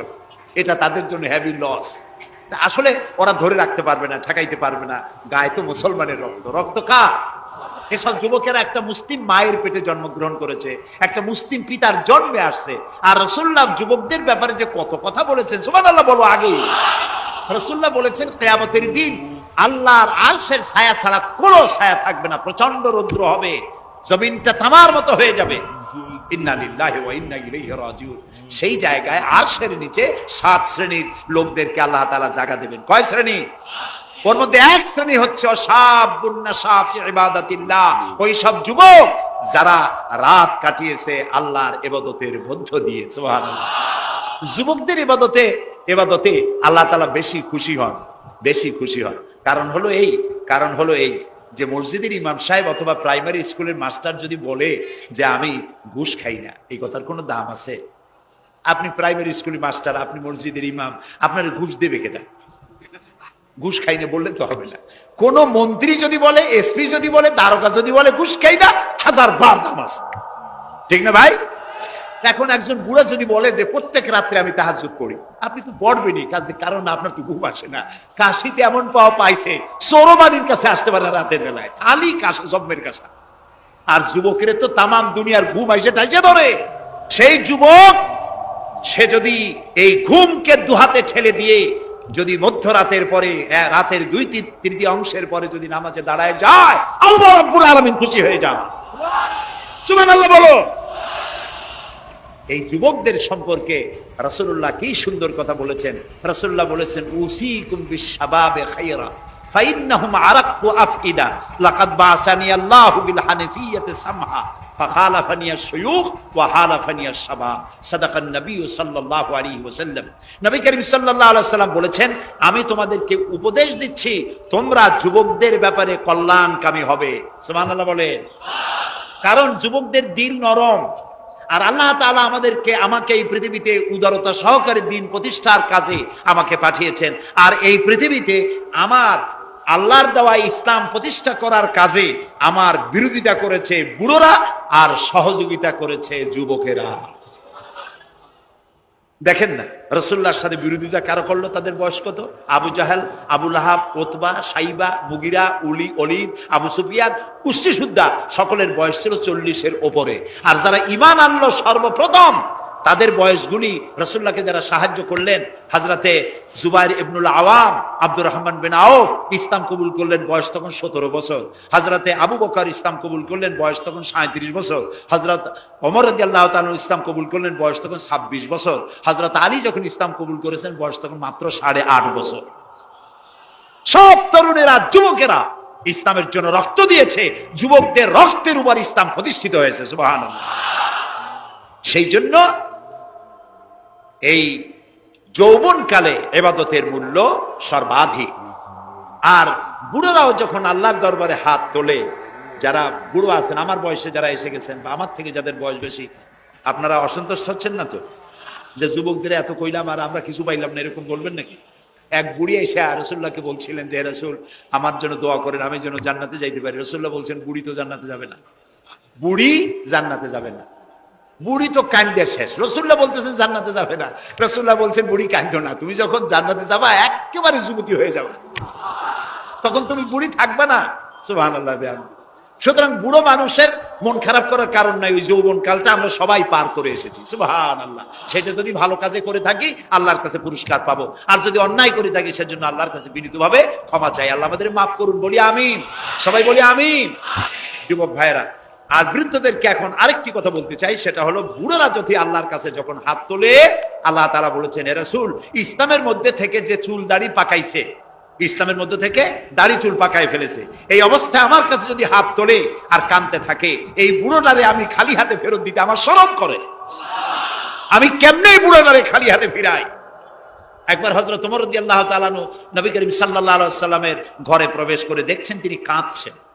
হযরত ওমর জিজ্ঞেস করলেন, ইয়া রাসূলুল্লাহ, আপনি কাঁদছেন কেন? তিনি বললেন, এইমাত্র জিবরিল এসেছিল, জিবরিল এসে আমারে বলে গেল যে আপনার উম্মতের মধ্যে যেই সব লোক ইসলামের মধ্যে থেকে দাড়ি চুল পাকিয়েছে, কিয়ামতের দিন আল্লাহ তাআলা ওই সব বুড়া বুড়িদেরকে শাস্তি দিতে লজ্জাবোধ করবেন। হযরত ওমর বলেন, ইয়া রাসূলুল্লাহ, এ তো আপনার উম্মতের জন্য শুভ সংবাদ, আপনি কাঁদেন কেন? আল্লাহর নবী বলেন, হে ওমর, আমার কান্নার কারণ ভিন্ন। আমার কান্নার কারণ হচ্ছে আমার লজ্জা করে, আমার লজ্জার অনুভূতিতে আঘাত লাগে এই ব্যাপারে যখন আমি চিন্তা করি যে আল্লাহ রাব্বুল আলামিন যেই বুড়াদেরকে কিয়ামতের দিন শাস্তি দিতে লজ্জা বোধ করবেন, সেই বৃদ্ধ মানুষগুলো আল্লাহর সাথে নাফরমানি করতে লজ্জা বোধ করে না। এই জন্য এই দুঃখে, এই লজ্জায় আমি কান্দি। বয়সের একটা সীমা থাকা উচিত যে আপনি কোন পর্যন্ত পাপ করবেন। বুড়া হয়ে গেছে, তারপরও মদ খায়, তারপরে জেনা, ব্যভিচার, শয়তানি, বদমাশি, দাঁড়িয়ে এগুলি কি? দাড়ি চুল পাকা এগুলি কি? এগুলি আগে পাকতো না কারো। পৃথিবীতে সর্বপ্রথম দাড়ি আর চুল পেকেছে হযরত ইব্রাহিম আলাইহিস সালামের, এর আগে কারো দাড়ি চুল পাকে নাই। ইব্রাহিম আলাইহিস সালাম প্রশ্ন করলেন আল্লাহর কাছে যে আল্লাহ তাআলা, এটা কি হলো আমার? আল্লাহ তাআলা বললেন, এটা হচ্ছে ওয়াকার, এটা মর্যাদা, তোমার সম্মানকে বাড়িয়ে দেওয়া হলো। তো দাড়ি চুল পাকলে সম্মান বাড়ে। এই দাড়ি চুল পাকলো, এগুলি সিগন্যাল, সংকেত। দাড়ি পাকছে, সংকেত দেওয়া হলো তুমি কিন্তু বয়সের প্রান্তে এসেছো। চোখে কম দেখো, আর একটা সিগন্যাল, মৌতের আর একটা সিগন্যাল। খাইয়া হজম করতে পারো না, আর একটা সিগন্যাল। তুমি ঘুমাইতে পারো না, রাতের বেলা ঘুম আসে না, আর একটা সিগন্যাল। দাঁড়াতে পারো না, কোমর ব্যথা করে, আর একটা সিগন্যাল। একটার পর একটা সিগন্যাল আসতেছে, 1 নম্বর, 2 নম্বর, ডেঞ্জার সিগন্যাল নাম্বার 10। তারপরে হুঁশ হয় না মানুষের। নাউযুবিল্লাহি মিন যালিক। আল্লাহ তাআলা আমাদের হুঁশে আসার তৌফিক দান করুন, আমরা বলি আমিন। প্রিয় ভাই সব, খুব লম্বা করা যাবে না। 2 নম্বরে বলছিলাম আল্লাহর গুণাবলীর উপরে বিশ্বাস। 3 নম্বরে আল্লাহর কুদরত, আল্লাহর ক্ষমতায় বিশ্বাস। আল্লাহরে বিশ্বাস করি, এই কথার দাম নাই। দাম হবে 4টা শর্ত পূরণ করলে। কয়টা শর্ত? 3 নম্বরে আল্লাহর ক্ষমতা। 3 নম্বরে কি? আল্লাহর ক্ষমতা কি? আল্লাহর ক্ষমতা হচ্ছে রাতকে দিন বানান, দিনকে রাত বানান, জীবিতকে মৃত্যু করেন, মৃত্যুর ভিতর থেকে জীবন দান করেন, সাগরকে নগর বানান, নগরকে সাগর বানান। তিনি মরুভূমিতে ঝর্ণা, মরুভূমির ভিতরে পানির প্রস্রবণ চালু করে দিতে পারেন, মরা গাছে ফুল ফুটায় দিতে পারেন। শুধু 2টা অক্ষর কুন বলেন হও, আর সঙ্গে সঙ্গে হয়ে যায়। আল্লাহ তাআলা বলেছেন ফাআলুন লিমা ইউরিদ, যা খুশি তিনি তাই করতে পারেন। সুবহানাল্লাহ বলেন। এই মাত্র কয়েক মাস আগে সুনামি কি হয়েছিল? এইটা যদি হয় সুনামি, তাহলে কুনামি কি আল্লাহ জানে। সুনামি হইল মালয়েশিয়া, ইন্দোনেশিয়া, মালদ্বীপ, শ্রীলঙ্কা, ইন্ডিয়া, থাইল্যান্ড, এই উপকূলীয় এলাকায় সুনামি। মাত্র 1.5 মিনিট, 1.5 মিনিটের সুনামিতে জলকম্পন আর পানি কম্পনে 2.5 লক্ষ মানুষ শেষ, আর 1 লক্ষ মানুষের কোনো খোঁজ নাই। প্রায় 3.5 থেকে 4 লক্ষ মানুষ দুনিয়া থেকে বিদায় হয়ে গেল 1.5 মিনিটের মধ্যে। আর সমুদ্রের পানি 33 থেকে 35 ফিট উঁচু হয়ে পানি এসে নগর, গাড়ি বাড়ি ভেঙে চুরে পাতার মতো, শুষ্ক পাতার মতো সব উড়িয়ে ভাসিয়ে শেষ করে দিল। সুবহানাল্লাহ।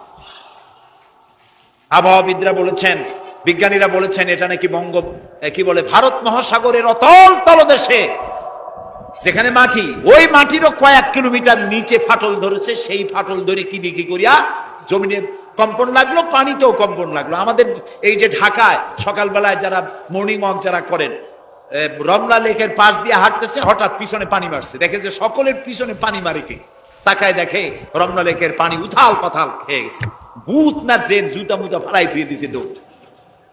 পানির মধ্যে যে কম্পনটা বাংলাদেশে হলো, এই কম্পনটা যদি মাটিতে হতো তাহলে এই অপরিকল্পিত বানানো শহর ভেঙ্গে চুরে ভর্তা হয়ে যেত। আল্লাহ শুকরিয়া আদায় করি যে আল্লাহ তাআলা দয়া করে আমাদের গরিব দেশটাকে হেফাজত করেছেন, বলেন আমিন। আল্লাহ তাআলা, আমরা পাপী, আমরা হাজারবার স্বীকার করি আমরা পাপী, আমরা গুনাহগার, আমরা অপদার্থ, আমরা অযোগ্য তোমার বান্দা হওয়ার। তুমি এই গরিব মুসলমানদের এই দেশটাকে দয়া করে আসমান এবং জমিনি সব বালা ও মুসিবত থেকে হেফাজত করো আল্লাহ তাআলা। প্রিয় ভাই সব, আল্লাহ তাআলার ক্ষমতাকে বিশ্বাস করতে হবে। আর 4 নম্বরে আল্লাহর হুকুম এবং আহকামকে মানতে হবে, আল্লাহর আদেশ আর নিষেধ মানতে হবে, তা না হলে মুসলমান হওয়া যাবে না। যা যা আদেশ করেছে যদি প্রশ্ন করা হয় মুসলমান কারে বলে, তাহলে আমি এক লাইনে বুঝাই দিই মুসলমান কারে বলে। ব্যাখ্যা দেওয়া যাবে সারা রাত, কিন্তু ব্যাখ্যা দেওয়ার জরুরত নাই, এক লাইনে বুঝাই দিই মুসলমান কারে বলে। মুসলমান সেই ব্যক্তি এই কোরআনের মধ্যে আল্লাহ যা যা আদেশ করেছেন সব মানে, আর যা যা নিষেধ করেছেন তার থেকে বিরত থাকে। রাসূলুল্লাহ যা যা আদেশ করেছেন তা মানে, যা যা নিষেধ করেছেন তার থেকে বিরত থাকে। যে ব্যক্তি এটা করে তার নাম মুসলমান। বুঝে আসছে? তার নাম কি? মুসলমান। এই যে কি বলে, আমেরিকায় গত জুমার দিন এক মহিলা ইমামতি করলো মসজিদে, একজন কইলো সুবহানাল্লাহ। এটা সুবহানাল্লাহ কোন কথা? নাউজুবিল্লাহ বল। কোন জায়গায় কি দোয়া পড়া লাগবে তাও একটু জানিয়ে শুনিয়া তারপরে সেগুলি বলা। এই 4টি কাজ, এই 4টি শর্ত যদি পরিপূর্ণ করতে পারি তাহলে আমরা পুরোপুরি মুসলমান। মিথ্যা কথা বলা যাবে না, ওজনে কম দেওয়া যাবে না, খাদ্যে ভেজাল দেওয়া যাবে না, মদ জুয়ার কাছে যাওয়া যাবে না, জেনাবে বিচারের কাছে যাওয়া যাবে না। সকল ব্যাপারে আমাদেরকে ঐক্যবদ্ধ থাকতে হবে ইসলামের উপরে। আমরা বলি আলহামদুলিল্লাহ। প্রিয় ভাই সব, আজকে আমাদেরকে, আমি আর লম্বা করতে চাই না, অন্তত এতটুকুন যেন আল্লাহ আমাদেরকে আমল করার তৌফিক দেন। আমরা বলি আমিন, সবাই বলি আমিন। এজন্য চাই আমাদের দেশে আমরা যেন এই দেশটিকে, পৃথিবীর প্রত্যেকটি মুসলিম দেশের আশেপাশে আরো অনেক মুসলিম দেশ আছে, আর আমাদের ভৌগোলিক অবস্থানটা এমন যে আমাদের আশেপাশে অনেক বড় বন্ধুরা এত বড় আমাদেরকে মহব্বত করেন, কাটা তার দিয়ে বেড়া দিতেছে। তারা আমাদেরকে সাংঘাতিক ভালোবাসে, আমাদের সাথে কোলাকুলি করে, কিন্তু মাঝখানে একটা বড় মাদার গাছ আছে। কথা বুঝতে পেরেছেন? এই জমিনে বাস করতে হলে সম্মান নিয়ে, ইজ্জত নিয়ে, স্বাধীনতা নিয়ে যদি বাঁচতে হয় তাহলে এখানে একটি আদর্শিক বাঁধের প্রয়োজন। ওরা কাঁটা তারের বেড়া দিয়েছে, আমরা আদর্শের বেড়া দেব। সেই আদর্শের নাম হলো ইসলাম, কেবলমাত্র ইসলাম, একমাত্র ইসলাম। এবং এই আদর্শ সকলের জন্য, কারণ ইসলাম তো আমার একার না। ইসলাম কি আমার একার? আপনাদের একার? ইসলাম কার? আল্লাহর। জোরে বলেন ইসলাম কার? অনেকে প্রশ্ন করেন যে ইসলাম যে আপনারা ইসলাম করেন, ইসলাম যদি পৃথিবীতে আসে, যদি বাংলাদেশে কায়েম হয়, তাহলে হিন্দু, খ্রিস্টান, বৌদ্ধ ওদের কি হবে? তা আমি বলি, দেখেন, মায়ের চাইতে খালার মহব্বত বেশি হওয়া এটা খুব সুলক্ষণ না। এটা কি লক্ষণ? এটা একটা কুলক্ষণ। হিন্দু কার? জবাব দেন। হিন্দু কার? খ্রিস্টান কার? বৌদ্ধ কার? ইহুদি কার? আমরা কার? আর এই কোরআনটা আল্লাহ তাআলা বলছে। তা ঠিক, কিন্তু কোরআন তো 1400 বছরের পুরানা। এই পুরানা জিনিস দিয়া এই বিজ্ঞানের যুগে এটা চলবে কেমনে? কেমনে আমরা একসাথে থাকবো? বলি, ভাই, সূর্যটা কতদিনের পুরাতন কন্ত দেখি? কয় তা তো কোটি কোটি বছরের পুরানা। তো কোটি কোটি বছরের পুরানা সূর্য আগের মতো তাপ দেয় না ঠান্ডা ঠান্ডা ভিজে ভিজে লাগে? কয় যে না, তাপ দেয় তো ঠিক মতো। তো তাপ যদি ঠিক মতো দেয়, সেই তাপ কি শুধু মুসলমানে পায় না হিন্দুরাও পায়? ডাবের পানি যখন আমরা খাই, মুসলমানের মুখে মিষ্টি লাগে, আর হিন্দুরা যখন ডাব খায় তিতের চোটে গাল কানের কাছে যায় না? সবাই সমানভাবে পায় বলেন? তাহলে কোটি কোটি বছরের পুরানা সূর্য জাতি, ধর্ম, দল, মত নির্বিশেষে বিশ্বব্যাপী যদি তার কল্যাণময়িতা, যদি তার কল্যাণ করতে পারে, তাপ দিতে পারে, আলো দিতে পারে সমভাবে, তাহলে মাত্র 1500 বছর আগের সূর্যের তুলনায় একেবারেই টাটকা কোরআন শরীফ। মাত্র 1500 বছর আগে এই কোরআন শরীফ দিয়ে যদি আইন তৈরি হয়, তাহলে হিন্দুর কোনো অসুবিধা হওয়ার কথা? খ্রিস্টানের, মেয়ে লোকের, পুরুষের কারো কোনো অসুবিধা হবে? হতে পারি না, যেহেতু এই কথাগুলি কার? আল্লাহ তাআলার কথা। দেখুন, কোরআন যদি মানা হয়, যেখানে মানবেন সেখানে শান্তি, যেখানে মানবেন না সেখানে অশান্তি। আল্লাহ তাআলা এই কোরআন বোঝার তৌফিক আমাদেরকে দান করুন। আমরা বলি আমিন। কোরআন এইভাবে এই সামান্য সময় বোঝানো সম্ভব না, সেই জন্য আমি আপনাদেরকে উপদেশ দেওয়ার মতো আমি এরকম ধৃষ্টতা দেখাবো না। আমি পরামর্শ দিতে চাই আপনাদেরকে, যে সেটা হচ্ছে কোরআন বোঝার জন্য তাফসীর পড়বেন। কি পড়বেন কন্ত? যেই তাফসীরটা পড়লে পরে ইসলাম বুঝবেন, নিজেকে বুঝবেন, নিজের দায়িত্বের অনুভূতি বুঝবেন, সেই তাফসীরটার নাম তাফহিমুল কোরআন। বলেন তো নামটা কি? আর একবার বলেন। 19 খণ্ডে সমাপ্ত। এটি নামটা যদিও আরবি, এটি বাংলায় অনুবাদ করা হয়েছে। বাংলা আমার মায়ের ভাষা, আলহামদুলিল্লাহ কোন। বাংলা ভাষার জন্য আমরা গর্বিত, আলহামদুলিল্লাহ কোন। আর ভাষার স্রষ্টা পৃথিবীর কোনো মানুষ নয়, ভাষার স্রষ্টা কে? আল্লাহ চুজ করেছেন আমাদেরকে বাংলা ভাষার জন্য, তাই আমরা বাংলা ভাষী। আর বাংলা আমার প্রিয় ভাষা, আমার মায়ের ভাষায়, আমার বাপের ভাষায়, এই বাংলা ভাষায় কোরআন শরীফে অনেক তাফসিরের বাংলা হয়ে গেছে, আলহামদুলিল্লাহ। এবং হাদিস, এমন কোন হাদিস নাই যার বাংলা হয় নাই। এমন কোন ইসলামী সাহিত্য যা মুসলমানদের জন্য প্রয়োজন, তার সবগুলি বাংলা ভাষায় ছাপা হয়ে গেছে, আলহামদুলিল্লাহ। কিন্তু আমাদের একটু কপাল খারাপ, এখানে বিমল মিত্রের কড়ি দিয়ে কিনলাম এত বড় বই, এগুলো পড়তে মাথায় যন্ত্রণা হয় না। শরতের রচনা বলি, রবীন্দ্রের রচনা বলি, বঙ্কিমের রচনা বলি, পড়তে মাথায় যন্ত্রণা হয় না। বড় বড় নাম করা নাট্যকারদের লেখা এই সেই হাবিজাবি কত বইপত্র, সব পড়তে পারে, কিন্তু কোরআন শরীফের একটা তর্জমা, একটা আয়াত, 2টা আয়াত পড়ার মতো ধৈর্য আমাদের নাই। প্রিয় ভাই সব, যারা পড়ে না তারা পৃথিবী গড়তে পারে না, যারা পড়ে তারাই গড়ে। আপনি চিন্তা করে দেখেছেন গত 100 বছরের ভিতরে এই মুসলমানেরা পৃথিবীকে কিছু উপহার দিতে পেরেছে আবিষ্কার করে? আপনার পকেটে যে মোবাইল, আমার পকেটে যে মোবাইল, এটা আমাদের আবিষ্কার করা না? কম্পিউটার আমাদের আবিষ্কার করা না? কিন্তু যখন আমরা পড়তাম তখন আমরা আবিষ্কারও করতাম। এক সময় ঘড়িটা আমরা আবিষ্কার করেছি। আপনার আমার হাতে যে ঘড়ি, এই ঘড়ি আবিষ্কার করেছে মুসলমানেরা। কম্পাস আবিষ্কার করেছে মুসলমান। অ্যালজাবরা, ম্যাথামেটিক, জিওমেট্রি আবিষ্কার করেছে মুসলমানরা। এই সার্জারি, শল্য চিকিৎসা আবিষ্কার করেছে মুসলমানেরা। অনেক বন্দুক, কামান আবিষ্কার করেছে মুসলমানেরা। যারা যখন তারা পড়তো তখন তারা দেশ করতো, পৃথিবী তাদের পায়ের উপরে চুমা খাইতো। এখন লেখাপড়া নাই, অন্যের বানানোটা সেইটা গ্রহণ করি। যদি পড়তাম তাহলে নিজেকেও করতে পারতাম, পৃথিবীকেও কিছু দিতে পারতাম। এই জন্য কোরআন শরীফের মধ্যে আল্লাহ তাআলা প্রথম রাসূলের কাছে যে আয়াত নাজিল করেছেন, সেটা নামাজ না, রোজা না, হজ না, যাকাত না। প্রথম যে কথা বলেছেন সেটা ছিল ইকরা বিসমি রাব্বিকাল্লাযী খালাক। পড়ো পড়ো, রিড এন্ড রিড। তুমি তোমার প্রভুর নামে, তোমার আল্লাহর নামে পড়ো। আল্লাহ প্রথম কি বলেছেন? পড়ো। সেই পড়ার কাছে আমরা নাই। আমরা কি ওয়াদা করতে পারবো যে এখন থেকে আমরা পড়বো? পারবো ওয়াদা করতে? এই পৃথিবীকে যদি কিছু দিতে চাই, আমার নিজের পরিবার যদি গড়তে চাই, সমাজ এবং রাষ্ট্র বিনির্মাণে যদি কোনো অবদান রাখতে চাই, পড়ার কোনো বিকল্প নাই। আসুন আমরা সবাই মিলে পড়ি, ইসলামের বইপত্র পড়ি, সাহিত্যের কোনো অভাব নাই। ইসলামী সাহিত্যের বিশাল ভান্ডার খুলে দেওয়া হয়েছে বাংলাদেশে, আলহামদুলিল্লাহ কর, জোরে আলহামদুলিল্লাহ কর। তাফহিমুল কোরআন কোথায় আছে খুঁজে বের করতে হবে। মাত্র 1000 টাকা হাদিয়া, মাত্র 1000 টাকা। পানের দোকানেও এখন তাদের পুঁজি অনেক বেশি, আলহামদুলিল্লাহ। আমার দেশের মানুষের ইনকাম বাড়ছে, আলহামদুলিল্লাহ কর।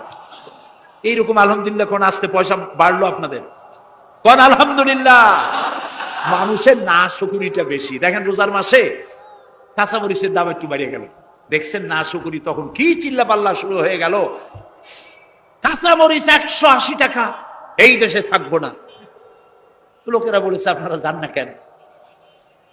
আচ্ছা, বেগুন হইছে 80 টাকা কেজি, বেগুন 80 টাকা। তো রোজার মাস, বেগুন 80 টাকা, বেগুনি খাইতে পারে না। বাংলাদেশের মানুষ তো উদ্ভাবনী ক্ষমতা আছে। পত্রিকায় দেখলাম যে পেপেনি বানাইছে তারা, পেঁপে কাইটিয়া তাতে বেসন লাগাইয়া বেগুনি আর বানাইতে পারেন, এই পেপেনি বানাইছে। তো দেখলাম যে নোবেল, এই ভাজা পোড়ার উপরে যদি নোবেল পুরস্কারের কোনো ব্যবস্থা থাকতো তাহলে বাংলাদেশ নোবেল পুরস্কার পাইতো পেপেনি বানাইয়া। বেগুন হয়েছে 80 টাকা, সেই জন্য ঝগড়াঝাটি এক শেষ। কাঁচামরিচ 120 টাকা, সেজন্য একেবারে চিল্লায় শেষ। কিন্তু মূলা যখন 3 টাকা, গরুতেও খায় না, এত মূলা হইলো, এত কপি হইলো, সেজন্য আল্লাহ শুকরিয়া নাই, শুকরিয়া আদায় করে না। মানুষকে আল্লাহ শুকর আদায় করতে হবে। এই দেশ আমাদের, এটা মার্চ মাস, এই দেশে এই মাসেই দেশ স্বাধীন হয়েছিল। সেই স্বাধীনতার জন্য যারা জীবন দিয়েছিলেন তাদের জন্য আমরা মোনাজাতে দোয়া করব, এবং এই স্বাধীনতা, সার্বভৌমত্ব কিয়ামত পর্যন্ত আল্লাহ যেন দেশে টিকিয়ে রাখেন, সেজন্য আল্লাহর কাছে আমাদেরকে দোয়া করতে হবে। স্বাধীনতার কত দাম এটা বুঝতেছে আজ প্যালেস্টাইনের, ফিলিস্তিনি মুসলমানেরা বুঝতে পারছে, কাশ্মীরের মুসলমানেরা বুঝতে পারতেছে, চেচনিয়া, বসনিয়ার মুসলমানেরা। আমরা যেন, আমাদেরকে আল্লাহ তাআলা যেন কিয়ামত পর্যন্ত এই স্বাধীনতার মর্যাদা দেওয়ার তৌফিক আমাদেরকে যেন দেন, আমরা বলি আমিন। প্রিয় ভাই সব, সেই জন্য বলছিলাম পড়তে হবে, বইপত্র কিনবেন, মাত্র 1000 টাকা হাদিয়া, তাফহিমুল কোরআন। প্রথম খণ্ডকে যদি একসাথে সব না কিনতে পারেন, অন্তত 1 খণ্ড 2 খণ্ড 3 খণ্ড কিনে হলেও পড়বেন। আর 5 ওয়াক্ত নামাজকে সঠিকভাবে আদায় করবেন। যেভাবে ওয়াজ শুনতে আসছেন, তাফসীর শুনতে আসছেন, এইভাবে মসজিদে গিয়ে বা জামাত নামাজ আদায় করবেন। নামাজ পড়লে কপাল খুলবে। কপাল হলো সৌভাগ্যের প্রতীক, আর নাক হলো মর্যাদার প্রতীক। মানুষে বলে না যে ভাই আমার কপাল পুড়ছে, কপালে কি আগুন লাগছিল? পুড়লো কেন? কপাল পুড়ছে মানে ভাগ্য নষ্ট হয়েছে। আবার বলে ভাই আমার নাক কাটা গেছে, তো নাক কাটছে কি দিয়ে? ছুরি দিয়ে না কেসি দিয়ে? নাক কাটা গেছে মানে কি? মানে হলো ছেলে আর মেয়ে এমন কাম করছে, বেইজ্জত হয়ে গেছে, আমার নাক কাটা গেছে। তাহলে বোঝা গেল নাক হলো মর্যাদার প্রতীক, আর কপাল হলো মর্যাদার প্রতীক। সৌভাগ্যের প্রতীক কপাল, আর মর্যাদার প্রতীক হলো নাক। এই নাক আর কপাল দিয়ে কেউ যদি তার ভাগ্য সুপ্রসন্ন করতে চায়, মর্যাদা যদি বৃদ্ধি করতে চায়, দৈনিক 5 বার এই কপাল আর নাক দিয়ে আল্লাহর দরবারে সেজদায় পড়ে যাও। আল্লাহ রাব্বুল আলামিনকে যত সেজদা দিবে আল্লাহ তত খুশি হয়ে যাবে। নামাজ, নামাজ রাসূলুল্লাহ বলেছেন মান তারাকা সালাতান মুতাআম্মিদান ফাকাদ কাফারা, ইচ্ছে করে যে নামাজ ছেড়ে দেবে কাফের হয়ে যাবে। কথা বুঝে আসছে ভাই? রাসূলের হাদিস, কাফের হয়ে যাবে। নামাজ না পড়লে মুসলমান বলে দাবি করার হক তার নাই। 5 ওয়াক্ত নামাজ সঠিকভাবে আদায় করতে হবে। নামাজ জীবনে আর ছাড়বো না, এই ওয়াদা করা যাবে? যারা পারবেন কেবলমাত্র তারাই দুহাত উঁচু করেন, বলেন ইয়া আল্লাহ তোমার পবিত্র নামে শপথ করি, কসম করি, যতদিন পর্যন্ত মালাকুল মউত আমার মাথার কাছে না আসতেছে ততদিন পর্যন্ত ফরজ নামাজ, ফরজ রোজা আর ছেড়ে দেব না, আর ছাড়বো না, আর ছাড়বো না। এবার বলেন ইয়া আল্লাহ আমার মৃত্যু পর্যন্ত আমার আজকের এই ওয়াদা আমাকে পালন করার তৌফিক দাও, আমিন। এমন এক কোরআন আল্লাহ পাক আমাদের কাছে দান করেছেন। আর রহমান আল্লামাল কোরআন, কোরআন তিনি রহমান আমাদের কোরআন শিখিয়েছেন। এমন কোরআন যার সংরক্ষণ পদ্ধতি অবিকল রয়ে গেছে। কোরআন যেভাবে নাজিল হয়েছিল সেইভাবেই আছে, না উল্টা পাল্টা হয়েছে? উল্টা পাল্টা হয়নি। কোরআনে কারিমে রব্বুল আলামিন বলেন উল্টা পাল্টা না হওয়ার কারণ শোনো, এই পৃথিবীর বুকে যত বই কিতাব আছে, যত ধর্ম পুস্তক আছে, সব পরিবর্তন হয়েছে, পরিবর্তন হয়েছে, তারমিম তারিফ হয়ে গেছে। বাইবেলের অবস্থা তো এমন, বাইবেল সম্পর্কে বর্তমানে বলা হচ্ছে ওর ভিতরে আল্লাহর একটা ওয়ার্ডও নাই। বর্তমান বাইবেলে আল্লাহর একটা বর্ণ নাই। এত উলট পালট সর্বনাশ হয়ে গিয়েছে। এখন তারা মুসলমানদেরকে গ্রহণযোগ্য করাবার জন্য দেখুন ষড়যন্ত্র একরকম না, হাজারো রকমের ষড়যন্ত্র। তারা তাদের বাইবেলের মধ্যে এখন লিখতেছে আয়াত, আয়াত নম্বর এত, আগে লিখতো পদাবলী, পদাবলী এত নম্বর পদ, এত নম্বর পদাবলী, এভাবে লিখতো। এখন লিখতেছে আয়াত নম্বর অত, আগে লিখতো সদা প্রভু, এখন লেখে আল্লাহ তাআলা খোদাবন্দ। আখিরাত, রিসালাত, নবুয়ত, এইসব কথাগুলি ইসলামের মূল পরিভাষাগুলি তারা গ্রহণ করে মুসলমানদেরকে বিভ্রান্ত করার চেষ্টা করে। আমার বন্ধুগণ, সব ধর্মীয় পুস্তকগুলি যেখানে তারমিম তাহরিফ হয়ে গেল, কোরআনের কোনো পরিবর্তন আজও। কোরআন নাযিল রাব্বিহিম, ঈমান আনো সেই জিনিসের উপরে যেটা মুহাম্মদ সাল্লাল্লাহু আলাইহি ওয়াসাল্লামের উপর অবতীর্ণ হয়েছে। আবার অন্য আয়াতেও জবাব পাওয়া যায় তাবারাকাল্লাযী নাযালাল ফুরকানা আলা আবদিহি লিয়াকুনা লিল আলামিনা নাযীরা।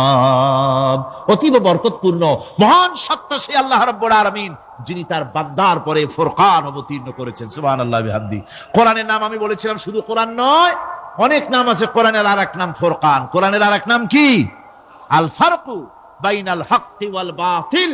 কোরআন হচ্ছে সেই মহাসত্য যা মিথ্যা এবং সত্যের মধ্যে পার্থক্য সূচিত করে, মঙ্গল এবং অমঙ্গলের মধ্যে পার্থক্য সৃষ্টি করে, যা সত্য এবং মিথ্যার মধ্যে তাফরিকা সৃষ্টি করে, সত্যকে মানুষকে বুঝিয়ে দেয়। তার নাম হচ্ছে ফুরকান। এবার যদি প্রশ্ন করা হয় ও কোরআন, বুঝলাম তুমি লৌহে মাহফুজে ছিলে, বুঝলাম তুমি নবীজির উপরে নাজিল হয়েছো, এবার বলো তুমি কোন মাসে নাজিল হয়েছো? তুমি তো আসছিলা প্রথম কোন মাসে নাজিল হয়েছো? এ প্রশ্ন যদি কেউ করে, কোরআন তার জবাবে বলবে শাহরু রমাদান আল্লাযী উনজিলা ফীহিল কুরআন, রমজানের পবিত্র মাসে আমি অবতীর্ণ হয়েছি। সুবহানাল্লাহ। যদি প্রশ্ন করা হয় রমজানে তো আসছো, কিন্তু প্রথম নাজিল হয়েছিল কোন সময়? ওটা কি দিন ছিল না রাত ছিল? কোরআন তার জবাবে বলে, ইন্না আনজালনাহু ফি লাইলাতিল কদর, কদরের পবিত্র রাতে আমি এই পৃথিবীতে আমার আগমন ঘটেছিল। যদি প্রশ্ন করা হয় বুঝলাম সবই, কেন নাজিল হয়েছে তুমি? এই পৃথিবীতে তোমার আসার উদ্দেশ্য কি? মূল কাজটা কি? এই প্রশ্ন যদি করা হয়, কোরআনে কারীম তার জবাবে বলে, শোনো কেন এসেছি। লিতুখরিজান নাসা মিনাজ যুলুমাতি ইলান নূর, আমার মিশন হচ্ছে গোটা বিশ্ব মানবতাকে পঞ্জীভূত জমাট বাঁধা অন্ধকারের ভেতর থেকে টেনে বের করে আলোর সন্ধান দিতে, আলোর দিকে আনার জন্য আমি কোরআন নাজিল হয়েছি। গোটা পৃথিবীর মানুষ আছে অন্ধকারের ভিতরে। কিসের মধ্যে? অন্ধকার কি? অন্ধকার হচ্ছে পুঁজিবাদ, অন্ধকার সমাজতন্ত্র, অন্ধকার ধর্ম নিরপেক্ষতাবাদ, অন্ধকার জাতীয়তাবাদ, মানুষের তৈরি করা যত মতবাদ সব কি? জোরে কোন সবগুলি কি? অন্ধকার। আজকে আসার সময় দেখলাম দেওয়ালে লেখা, সমাজতন্ত্র আমরা প্রতিষ্ঠা করে ছাড়ব। চিন্তা করলাম যারা লিখছেন তারা কি পাগল না ছাগল? কি আশ্চর্য কথা! যেই মতবাদ পৃথিবীর মাটি থেকে যে দেশে জন্মগ্রহণ করেছে এই মতবাদ, সেই দেশের লোকেরা ঝাঁটা মেরে তাদের দেশ থেকে বিদায় করে দিল, তাদের তোলাল হাতি বিদায় করে দিল, পটকা ছিন্ন ভিন্ন করে জুতার তলে পিঠ শেষ করে দিল। লেনিন মার্ক্সের তৈরি করা শত সহস্র বিলিয়ন মার্ক্সের বইগুলি আগুন জ্বালিয়ে দিল। আর বাংলাদেশের কিছু ছাগল পাগল সমাজতন্ত্র এখন টিকায় রাখবো। এটা মাথা খারাপ, পাগল না মাথা গোল বুঝতে পারছি না। আমার বন্ধুগণ, এগুলি সব অন্ধকার। এই অন্ধকারের ভেতর থেকে মানুষগুলিকে টেনে আনবে কোরআন কিসের দিকে? আলোর দিকে। এবার যদি প্রশ্ন করা হয়, বুঝলাম তুমি অন্ধকার থেকে আলোর দিকে নিয়ে আসবে, আলোর দিকে আসলে পরে ফায়দাটা কি হবে? মূল ফায়দাটা বুঝায় দাও, আসল ফায়দা কি হবে তোমারে যদি মানি? কোরআন তার জবাব দেয়, নিজের পরিচয় নিজে তুলে ধরে, ফামান তাবিআ হুদায়া ফালা খাউফুন আলাইহিম ওয়ালা হুম ইয়াহজানুন। এই কোরআনকে যদি মেনে চলো, এই কোরআনের আইন যদি মানো, সমাজে মানো, ব্যক্তিতে মানো, পরিবারে মানে, রাষ্ট্রে মানো, জীবনের সব ক্ষেত্রে সমস্ত জায়গায় যদি এই কোরআনকে মেনে চলো, ফালা খাউফুন আলাইহিম, তাহলে তোমাদের কোনো ভয় থাকবে না, ওয়ালা হুম ইয়াহজানুন, কোনো চিন্তাও থাকবে না। কিসের ভয় থাকবে না? কোরআনের আইন মেনে যদি চলো সমাজে ও রাষ্ট্রে, চুরির ভয়, ডাকাতির ভয়, জিনার ভয়, হত্যার ভয়, সন্ত্রাসের ভয়, কোনো ভয় থাকবে না। ওয়ালা হুম ইয়াহজানুন, চিন্তাও থাকবে না। খাওয়া পড়া, শিক্ষা, চিকিৎসা, বাসস্থান, এগুলির কোনো চিন্তা থাকবে না। কোরআনের সমাজে সব কিছুর গ্যারান্টি দেওয়া হবে, সবগুলি পেয়ে যাবে। এখন যদি আবার প্রশ্ন করা হয়, কোরআন বুঝলাম তোমারে মানলে পরে সব ফায়দা হবে, তাহলে এবার জবাব দাও, তোমার ভিতরে কি রাজনীতি আছে নাকি? আমি তো মানুষ, আমার রাজনীতি করা লাগে। Man is social animal.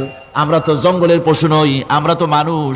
আমাদের সমাজ আছে, আমাদের পৌর নির্বাচন আছে, আমাদের জাতীয় নির্বাচন আছে, আমাদের কলকারখানা আছে, জমিন আছে, আমাদের রাজনীতি, অর্থনীতি, সমাজনীতি আছে, পারিবারিক নীতি আছে, অনেক নিয়ম মালা আছে, নিয়ম নীতি আছে। তোমারে মানলে তোমার ভিতরে কি ওগুলো আছে নাকি সে কথা বলো।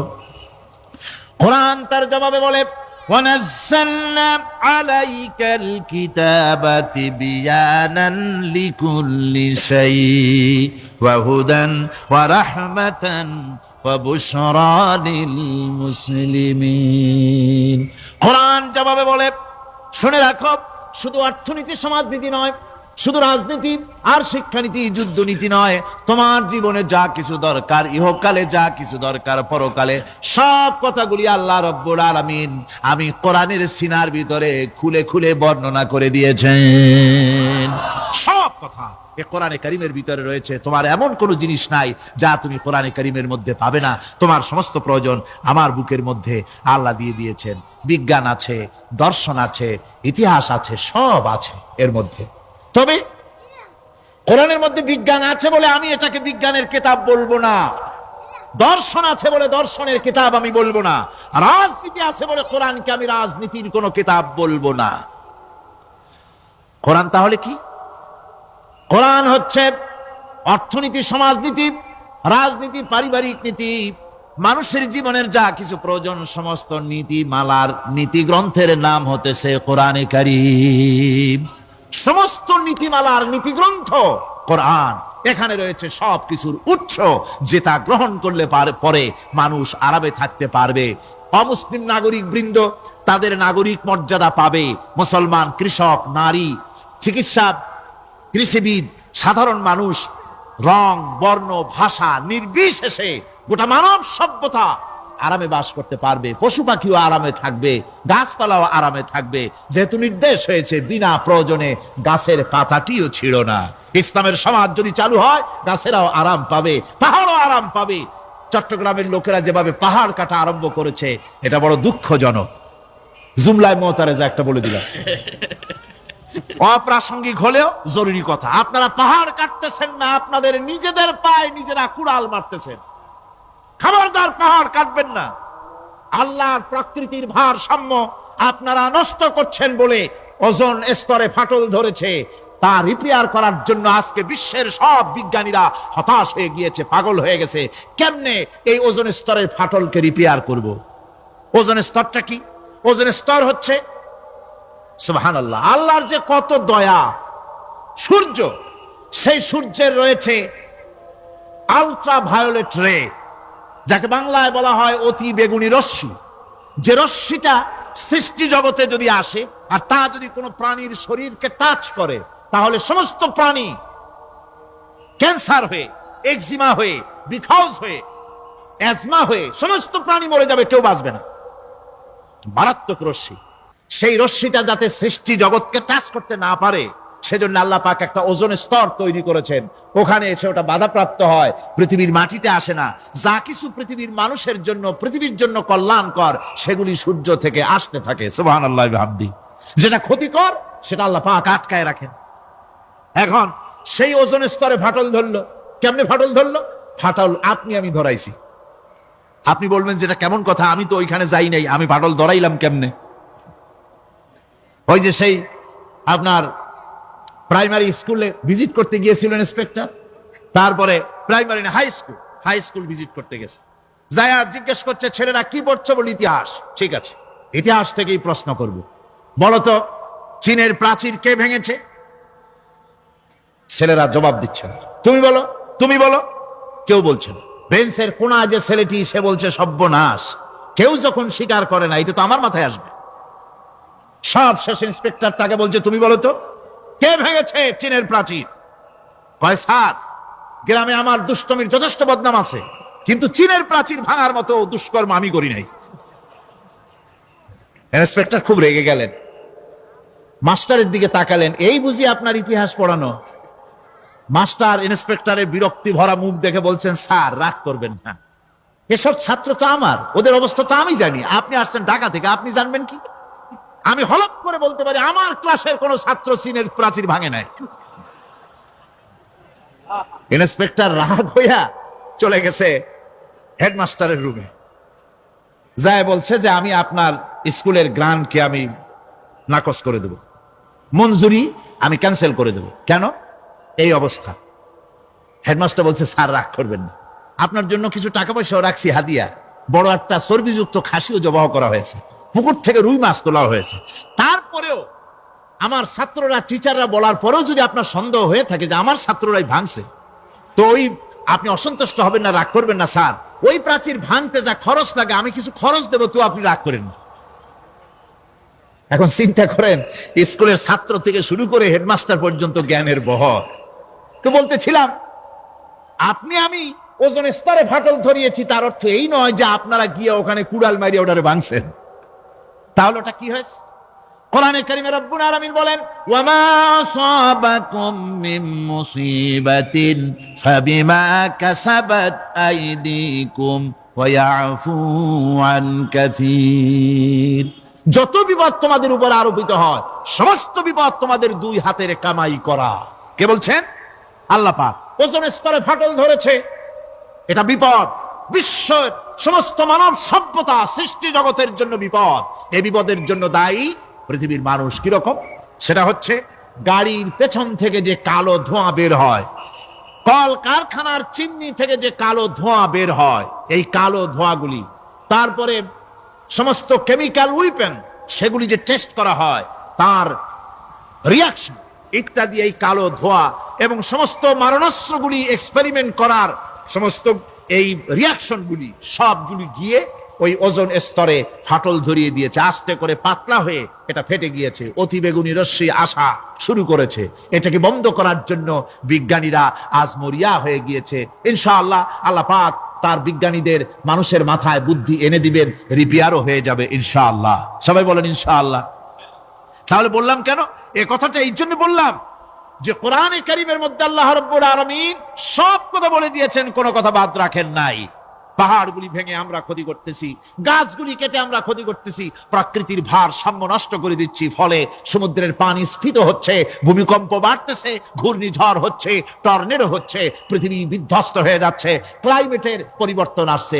আজকে পৌষ মাস, এটা কি মাস? কত তারিখ? দেখেন বাংলা ভাষাকে কত মহব্বত করি।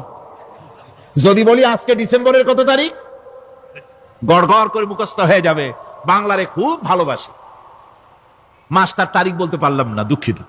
এই হলো আমাদের ভালোবাসা। আজকে পৌষ মাসের অর্ধেকও শেষ হয়ে যাচ্ছে, অথচ মনে হচ্ছে শীত যেন তার শ্বশুর বাড়ি বেড়াতে গেছে। এই যে অবস্থা, এই অবস্থা শুধু বাংলাদেশে নয়, গোটা পৃথিবীতে ক্লাইমেটের একটা বিরাট পরিবর্তন আসতেছে, একটা বড় রকমের পরিবর্তন আসতেছে।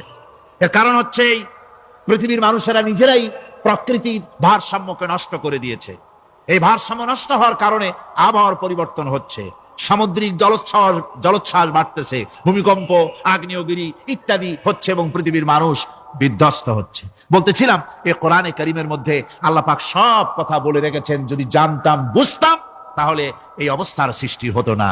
এটা বিজ্ঞানের বই নয়, রাজনীতির বই নয়, সমাজনীতির বই নয়, বরং সমস্ত নীতিমালার উচ্চ, জ্ঞানের উচ্চ হচ্ছে আল কোরআন। জ্ঞানের উচ্চ কি?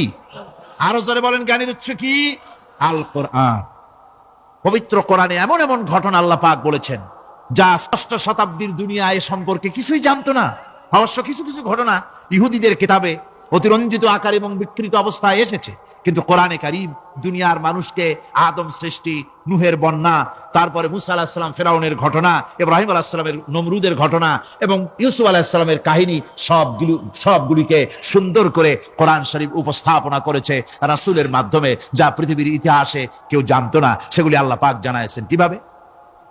কোরআনে কারীম বলছে, তিলকা মিন আম্বাইল গায়বি নুহিহা ইলাইকা মা কুনতা তা'লামুহা আনতা ওয়ালা কওমুকা মিন ক্বাবলি হাদা। এ হলো সব অজ্ঞাত ঘটনা। সমস্ত ঘটনাগুলি আল্লাহ পাক তার হাবিবকে শুনিয়ে বলে দিলেন, সব অজ্ঞাত ঘটনা, যা তুমি জানতে না, তোমার কোনো জানা ছিল না, আমি ওহীর মাধ্যমে তোমাকে সব জানাইছি। ইউসুফ আলাইহিস সালামকে যখন তার ভাইয়েরা কুয়ার মধ্যে ফেলে দিতেছিল, তখন তুমি উপস্থিত ছিলে না, এই ঘটনা ওহীর মাধ্যমে আমি জানালাম। মুসা আলাইহিস সালামকে যখন ফেরাউন দরিয়ার ভিতরে ফেলে দিল, সেই সময় তুমি সিনাই পর্বতের পাশে দাঁড়িয়ে সব দৃশ্য লক্ষ্য করনি, অথচ আমি ওহীর মাধ্যমে সব তোমাকে খুলে খুলে বলে দিয়েছি। আল্লাহ পাক সমস্ত ঘটনাগুলিকে বলে বলে কোরআন শরীফের মধ্যে সব সাজিয়ে দিলেন, বলে দিলেন। তিনি বললেন, وما كنت بجانب الغربي إذ قضينا إلى موسى الأمر وما كنت من الشاهدين। ফিরআউন যে মুসার সঙ্গে যে ব্যবহারটা করলো, এ সময় সেখানে তুমি উপস্থিত ছিলে না, আমি ওহীর মাধ্যমে তোমাকে তা জানিয়েছি। كذلك نقص عليك من أنباء ما قد سبق وقد آتيناك من لدنا ذكرا। আল্লাহ পাক বলেন, এভাবে আমি আপনার কাছে অতীত ঘটনাবলী ওহীর মাধ্যমে নিখুঁত ভাবে আপনার সামনে সব বলে দিয়েছি। আমার ভাইয়েরা, এই বিশ্বলোকে ঊর্ধ্ব লোক সম্পর্কে নিয়ে ভুল তথ্য বর্ণনা আল্লাহ পাক করে দিয়েছেন কোরআনের মাধ্যমে। 1665 খ্রিস্টাব্দে স্যার আইজাক নিউটন তিনি আবিষ্কার করলেন মাধ্যাকর্ষণ শক্তিকে। এই মাধ্যাকর্ষণ শক্তি, ল অফ গ্রাভিটেশন, এ সম্পর্কে মানুষের এই থেকে কিছু জানলো, কিন্তু আজ থেকে 1400 বছর আগে আল্লাহ রাব্বুল আলামিন তার উম্মি নবী, যিনি কোনো বিজ্ঞানাগারে লেখাপড়া করেন নাই, কোনো সায়েন্স রিসার্চ করেননি, যিনি কোনো কলেজ ইউনিভার্সিটিতে পড়াশোনা করেননি, তার মাধ্যমে জানিয়েছেন মাধ্যাকর্ষণ শক্তির কথা। কোরআন বলছে, ইন্নাল্লাহা ইউমসিকুস সামাওয়াতি ওয়াল আরদা আন তাজুলা। এই পৃথিবী এবং সমস্ত গ্রহ উপগ্রহকে আল্লাহ পাক বলছেন, আমি এমন এক শক্তি দিয়েছি যে শক্তির মাধ্যমে একটা আরেকটাকে আকর্ষণ করে রাখছে। এই পৃথিবীতে মাধ্যাকর্ষণ শক্তি শুধু পৃথিবীর নাই, সূর্যের আছে, মঙ্গলের আছে, নেপচুনের আছে, ইউরেনাসের আছে, বৃহস্পতির আছে। প্রত্যেকটি গ্রহের আলাদা আলাদা মাধ্যাকর্ষণ শক্তি আছে, আর এই শক্তির বলে একটা আরেকটাকে টেনে ধরছে যাতে করে বিচ্ছিন্ন হয়ে না যায়, যাতে করে ধ্বংসপ্রাপ্ত না হয়। এগুলি আল্লাহ পাক এই তথ্যগুলি কোরআনে কারীমের মধ্যে বলেছেন। ফলে মরিস বুকাইলির মতো লোক, যিনি ফরাসি দার্শনিক, তিনি বলেছেন দুনিয়ার সমস্ত বিজ্ঞানীদের থিওরি হচ্ছে এই, যে বিজ্ঞানের কোনো থিওরি ফাইনাল নয়। আজ একটা হচ্ছে, কাল সেটাকে পরিবর্তন করে নতুন আরেক থিওরি আসতেছে। কিন্তু কোরআনে কারীমের মধ্যে আমি, কে বলতেছেন এ কথা?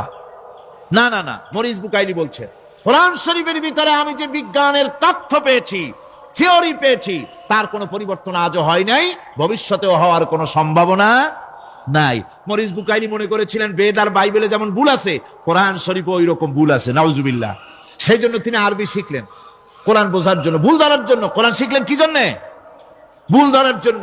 আর এমন শেখা শিখছেন, ওই আরবি শিক্ষা মানে আমাদের দেশের লোকদের মতো আনাকুম জানাকুম শেখে নাই, ভালো করেই শিখছে, ভালো করেই মুখস্থ করেছেন, তার ভালো করে আরবি শিখেছেন, তারপরে কোরআন শরীফ পড়েছেন, তারপরে তিনি এ কোরআন পড়ে তেলাওয়াত করে বুঝে এরপরে তিনি বই লিখেছেন the Bible, the Quran and science. এই বইয়ের মধ্যে তিনি পরিষ্কার লিখেছেন, কোরআন পড়লাম, এর ভিতরে একটা নকতা দেওয়ার, একটা কলমের ফোঁটা দেওয়ার জায়গা কারণ নাই। কোরআন নিঃসন্দেহে মহান স্রষ্টা আল্লাহ রাব্বুল আলামিনের মানুষের বানানো কিতাব এটা হতে পারে না। সুতরাং কোরআন শরীফের মধ্যে আল্লাহ পাক সব কথা বলে দিয়েছেন।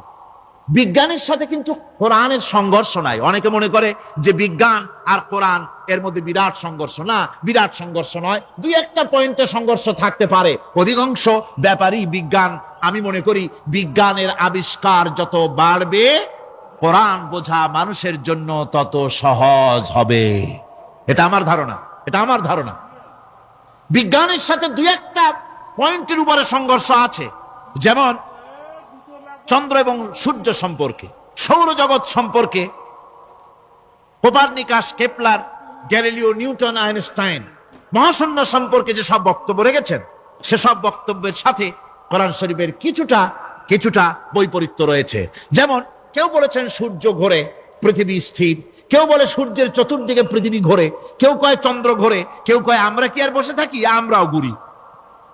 কিন্তু আসলে ঘোরেটাকে কে ঘোরে, এ ফয়সালা কে দেবে? কে দিবে বলুন তো? হ্যাঁ, ঠিক বলেছেন, আল্লাহই দিবেন, কারণ এগুলি সৃষ্টি করেছেন কে? এবার শুনুন, এই বিতর্কের মীমাংসা আল্লাহ পাক করছেন কোরআনে কারিমে বহু আগে। গ্যালিলিও, কেপলার, কোপারনিকাস এদের বলার অনেক আগে বিশ্বনবী জনাবে মুহাম্মদ রাসূলুল্লাহ সাল্লাল্লাহু আলাইহি ওয়াসাল্লাম তিনি বলে দিয়েছেন, আল্লাহর কথা তিনি বলেছেন, লা শামসু ইয়ামবাগি লাহা আন তুদরিকাল কমারা ওয়ালাল লাইলু সাবিকুন নাহার ওয়া কুল্লুন ফি ফালাকিন ইয়াসবাহুন। প্রবল জ্ঞানী হইবে যাহারা, আপন মনেতে বুঝিবে তাহারা, রাত্রি পারে না আগে যাইবার দিনের স্থান করি অধিকার। চন্দ্র বাঁধে না সূর্যের গায়েতে, সূর্য পারে না চন্দ্রকে ধরিতে। যার যে স্থান বহাল রাখিয়া ভ্রমণ করিছে খোদাকে ডরিয়া। আল্লাহ রাব্বুল আলামিনকে ভয় করে সব ঘুরছে, চাঁদও ঘোরে, সূর্য ঘোরে, মঙ্গল ঘোরে, ইউরেনাস ঘোরে, বৃহস্পতি ঘোরে, পৃথিবীও ঘোরে। সব ঘুরছে তো ঘুরছেই, বন বন করে ঘুরছে, একটা নির্দিষ্ট কক্ষপথে, আপন আপন কক্ষপথে ঘুরছে, যার ফলে অ্যাক্সিডেন্ট হয় না। সুবহানাল্লাহ, জোরে বলেন সুবহানাল্লাহ। নির্ধারিত কক্ষে ঘুরছে, নির্ধারিত কক্ষে ঘুরছে। এর কক্ষগুলি আল্লাহ পাক ঠিক করে দিয়েছেন, সেই কক্ষে ঘুরতেছে, একে অপরের পথ অতিক্রম করতেছে না। আবার ওই মহাশূন্যের ভেতরে রয়েছে ব্ল্যাক হোল। ব্ল্যাক হোল কি? ব্ল্যাক হোল হচ্ছে একটা বিরাট অন্ধকার গহ্বর, একটা মৃত্যুকূপ। এত বড় বিরাট ব্ল্যাক হোল মহাশূন্যে আছে, বিজ্ঞানীরা হয়রান হয়ে গেছে। তার এত বড় শক্তি, সে শুধু তারা খায় না, কোন তারকা ঘুরতে ঘুরতে যদি তার কাছে এসে যায় তারাকে খেয়ে ফেলে। কোন আলো যদি কাছে আসে, আলো শুষে নিতে নিতে আলো যার থেকে এসেছে সেটাকেও শেষ করে ফেলে। এ ধরনের একটা দারুণ আকর্ষণী শক্তি তার মধ্যে আল্লাহ সৃষ্টি করেছেন। একটা ব্ল্যাক হোল আছে মহাশূন্যের ভিতরে, সূর্য চন্দ্র গ্রহ নক্ষত্র, যে সূর্য পৃথিবীর চাইতে 13 লক্ষ গুণ বড়, এমন 2 কোটি সূর্য খাইয়া হজম করতে পারে এত বড় ব্ল্যাক হোল আল্লাহ তৈরি করে রেখেছেন মহাশূন্যের উপরে। রয়েছে মিল্কি ওয়ে, রয়েছে গ্যালাক্সি, অন্তত 10,000 কোটি 10 সহস্র কোটি তারকা দিয়ে সমৃদ্ধ গ্যালাক্সি মিল্কি ওয়ে, যেটা অন্ধকার রাত্রে, তারকা সজ্জিত রাতে উত্তর দক্ষিণ দিকে টানা একটা পথের মতো দেখা যায়। এটা হচ্ছে গ্যালাক্সি, এটাকে বলা হয় মিল্কি ওয়ে। এটা হচ্ছে ছায়াপথ। অসংখ্য তারকা এর মধ্যে রয়েছে। কত বড় বড় তারকা, অনেক দূরে। তাই আমরা দেখি বিন্দু বিন্দু, আসলে কি বিন্দু না। কত বড় জানেন? বিজ্ঞানীরা বলেছেন দৈত্যের মতো বিরাট বিরাট তারকা আছে, যে সূর্য পৃথিবীর চাইতে 13 লক্ষ গুণ বড়। এরকমের সূর্য অন্তত 3 কোটি সূর্য খাইয়া হজম করতে পারে, এরকম অসংখ্য তারকা মিল্কি ওয়ের ভিতরে আল্লাহ সৃষ্টি করেছেন। সুবহানাল্লাহ বিহামদি, সুবহানাল্লাহ। আর মানুষ লাফায়, 4 আঙ্গুল মানুষ খালি লাফ দেয়, মোষ কতগুলো রাখিয়া। কোন আনন্দে লাফা, কি শক্তি তোমার! মহাশূন্যের তুলনায় এই পৃথিবীর অবস্থান কি জানেন? এই জন্য যত বেশি পড়াশোনা করবেন মাথা নত হয়ে যাবে। কমিউনিস্ট হয় ছাগলেরা, বুদ্ধিমান কোনোদিন কমিউনিস্ট হয় না। কারা কমিউনিস্ট হয়? ছাগলগুলি, যাদের আকল নাই, যাদের জ্ঞান নাই, বুদ্ধি নাই, ওরাই কমিউনিস্ট হয়। কোন চিন্তাবিদ, কোন বিজ্ঞানী কমিউনিস্ট হয় না। মাথা নত হয়ে যায়, আল্লাহর এই সৃষ্টি দেখে পাগল হয়ে যায়। নিঃসন্দেহে আল্লাহ আছেন, নইলে পরে এগুলি হয় কি করে? আমি চিন্তা করে পাই না কমিউনিস্ট হয় কেমন, কতখানি পাগল হইলে হয়। ছোট্ট একটা রুমাল দেখলে মনে করি কোন তাঁতি এটারে বানাইছে। একটা এই কি জানি কয় মাইক দেখলে মনে করি কেউ এটাকে বানাইছে। টেবিল দেখলে মনে করি কেউ বানাইছে। ফ্রিজ দেখলে মনে করি বানাইছে কেউ। একটা সুই দেখলে মনে করি কেউ এটাকে বানাইছে। আর এই বিশাল পৃথিবী, ওই বিশাল আকাশ, কমিউনিস্টরা কয় এমনি এমনি হয়েছে। কয় বোতল খায় দৈনিক আল্লাহ জানে। আমার বন্ধুগণ, মাথা নত হয়ে আসবে চিন্তা করলে কি বিশাল সৃষ্টি আল্লাহ পাকের। এই ছায়াপথ, এই গ্যালাক্সি, এর তুলনায় পৃথিবীর অবস্থান কোথায়? পৃথিবীর অবস্থানটা হচ্ছে, আমার হাতে এটা একটু কলম। এই কলমটা কাগজের উপরে আমি যদি এই নিপটা রাখি, কাগজের ভিতরে নিপে যতটুকুন জায়গা টাচ করবে, মহাশূন্য গ্যালাক্সি মিল্কি ওয়ে, আল্লাহর ওই মহাশূন্যের তুলনায় পৃথিবীর অবস্থান একটা কলমের নিপে যতটুকুন জায়গা নেয় এর থেকে বেশি নয়। এই যদি হয় পৃথিবী, তাহলে সেই পৃথিবীর মানুষ আপনি কতটুকুন? সলিমুদ্দি বসিরুদ্দি খালি লাফায়। আমার বন্ধুগণ, লাভ কি? লাভের চোটে বলে হ্যান করেঙ্গে ত্যান করেঙ্গে, লাঠিকে আন্দার মুগুর ভরেঙ্গে। কয়েকদিন পর শোনা যায় শীত হয়ে পড়ছে, কিছু নাই। সুতরাং আল্লাহ পাকের অসীম সৃষ্টি জগৎ, এর সঙ্গে বিজ্ঞানের সংঘর্ষ কম। 2-1টা পয়েন্টে আছে, বাকি সবগুলিতে বিজ্ঞানের আবিষ্কার যত বাড়তেছে, আল্লাহরে চেনা, সৃষ্টি জগৎকে জানা মানুষের জন্য তত সহজ হচ্ছে। এই কথাগুলি আমি সামনের দিকে আরো বলবো ইনশাআল্লাহ। সবাই বলেন ইনশাআল্লাহ, যাতে আমাদের বুঝে আসে। আর রহমান আল্লামাল কোরআন, কোরআন শিখিয়েছেন আমাদেরকে। রহমান এমন নিয়ামত দিয়েছেন যার মধ্যে সব আছে।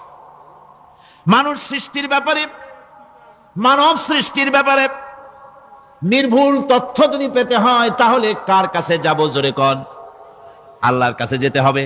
আর আল্লাহর কাছে না যাইয়া মানব সৃষ্টির রহস্য যদি জানতে যাই ডারউইনের কাছে, তাহলে আপনার মামু হবে সুন্দরবনের বান্দরেরা। ঠিক কিনা? বান্দরেরা হবে মামু, সিম্পাজি ওরাং ওটাং হবে আপনার নানা আর দাদা। তার কারণ ডারউইন সাহেব বলেছেন মানুষ এর পূর্বপুরুষ হলো বাঁদর, শিম্পাজি, ওরাং ওটাং। এটা হলো তার থিওরি অফ ইভলিউশন। এই বিবর্তনবাদের থিওরি পেশ করতে গিয়ে তিনি বলেছেন মানুষ হলো বান্দরের জাত। আরে বেটা, তুই বান্দরের জাত। নিজের লেজ কাটিয়া সকলের লেজ কাটা আরম্ভ করতে যাচ্ছে। কি পাগলের পাগল, মানুষ হয়েছে বান্দরের জাত। আশ্চর্য কথা। কেমনে কইলে? তো বললো যে শিম্পাজি দেখছে, তো সে শিম্পাজি দেখে তার মনে হয়েছে যে মানুষ ওইরকমই তো দেখা যায়, তো মানুষ বুঝি বান্দর থেকেই আসছে। আমি বলি, পৃথিবীতে এমন পাগল আমি কোনোদিন দেখিও নাই, শুনিও নাই যে কোনো পাগল পাবদা মাছ দেখে বলেছে যে এটা হচ্ছে বোয়াল মাছের পূর্বপুরুষ। টাকি মাছ দেখে কোন ছাগলেও বলেছে আজ পর্যন্ত যেটা হলো শোল মাছের পূর্বপুরুষ। পুঁটি খাইতে খাইতে আস্তে আস্তে বিরাট শোলে পরিণত হয়ে গেছে, কোনো পাগলেও বলেনি।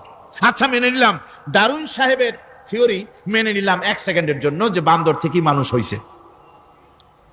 এখনো তো বানর প্রজাতি আছে না, শেষ হয়ে গেছে? আছে কিনা? তাহলে সুন্দরবনে যান, যে দেখুন কোন বাঁদর কি এ পর্যন্ত দেখা গেছে যে কোমর পর্যন্ত মানুষের মতো হয়ে গেছে? আর একটু দুধ আর পনির আর একটু এই শুটকি মাছ, লোট্টা ফিশ খাওয়াইলে আর কদিনের মধ্যে এই বান্দরটা মানুষ হয়ে যাবে। হয়েছে এরকম? বাঁদরের 12 আনা মানুষ হয়ে গেছে, 14 আনা মানুষ হয়ে গেছে, আর অল্প একটু বাকি। এরকম দেখা গেছে কোথাও? দেখা যায়নি। এগুলি পাগলামি কথা, পাগলামি কথা। মানুষ বানর থেকে আসেনি, মানুষ ওরাং ওটাং থেকে আসেনি, মানুষ সিম্পাজি থেকে আসেনি। মানুষ এসছে কোত্থেকে? এটা জানতে হলে, এ নির্মূল তথ্য জানার জন্য আসতে হবে কোরআনের কাছে। কার কাছে? আল্লাহ রাব্বুল আলামিন তার হাবিবের মুখ থেকে মানব সৃষ্টি রহস্য তিনি উদ্ঘাটন করে দিয়েছেন। তিনি বলেছেন, দুনিয়াবাসীকে শুনিয়েছেন, ফালয়ানজুরিল ইনসানু মিম্মা খুলিক খুলিকা মিম্মা ইন দাফিকিন ইয়াখরুজু মিন বাইনিস সুলবি ওয়াত তারাইব। আল্লাহ পাক বলেন, মানুষ কি তার সৃষ্টি রহস্য দেখে না? কেমনে তাকে আমি সৃষ্টি করেছি? মায়ের বক্ষ পিঞ্জর থেকে, বাপের পৃষ্ঠ থেকে সবেগে নির্গত এক ফোঁটা নাপাক পানি দিয়ে আমি আল্লাহ মানুষকে সৃষ্টি করেছি। বান্দর থেকে নয়, ওরাংওটাং থেকে নয়, সিম্পাজি থেকে নয়। মানুষের অরিজিন মানুষ। আদম থেকে তোমরা জন্মগ্রহণ করেছো, আদম এসেছে মাটি থেকে, তোমরা এসেছো আদম থেকে। সুবহানাল্লাহ বিহামদি। এটাই হলো মানব সৃষ্টি রহস্যের কথা আল্লাহ পাক বলে দিয়েছেন। অন্যত্র আল্লাহ বলেন, ইন্না খালাকনাকুম মিন তুরাবিন সুম্মা মিন নুতফাতিন সুম্মা মিন আলাকাতিন সুম্মা মিন মুদগা। নিষ্প্রাণ মাটি থেকে তোমার উৎপত্তি হয়েছে, আর এই নিষ্প্রাণ মাটি দিয়ে তোমাকে তৈরি করা হয়েছে।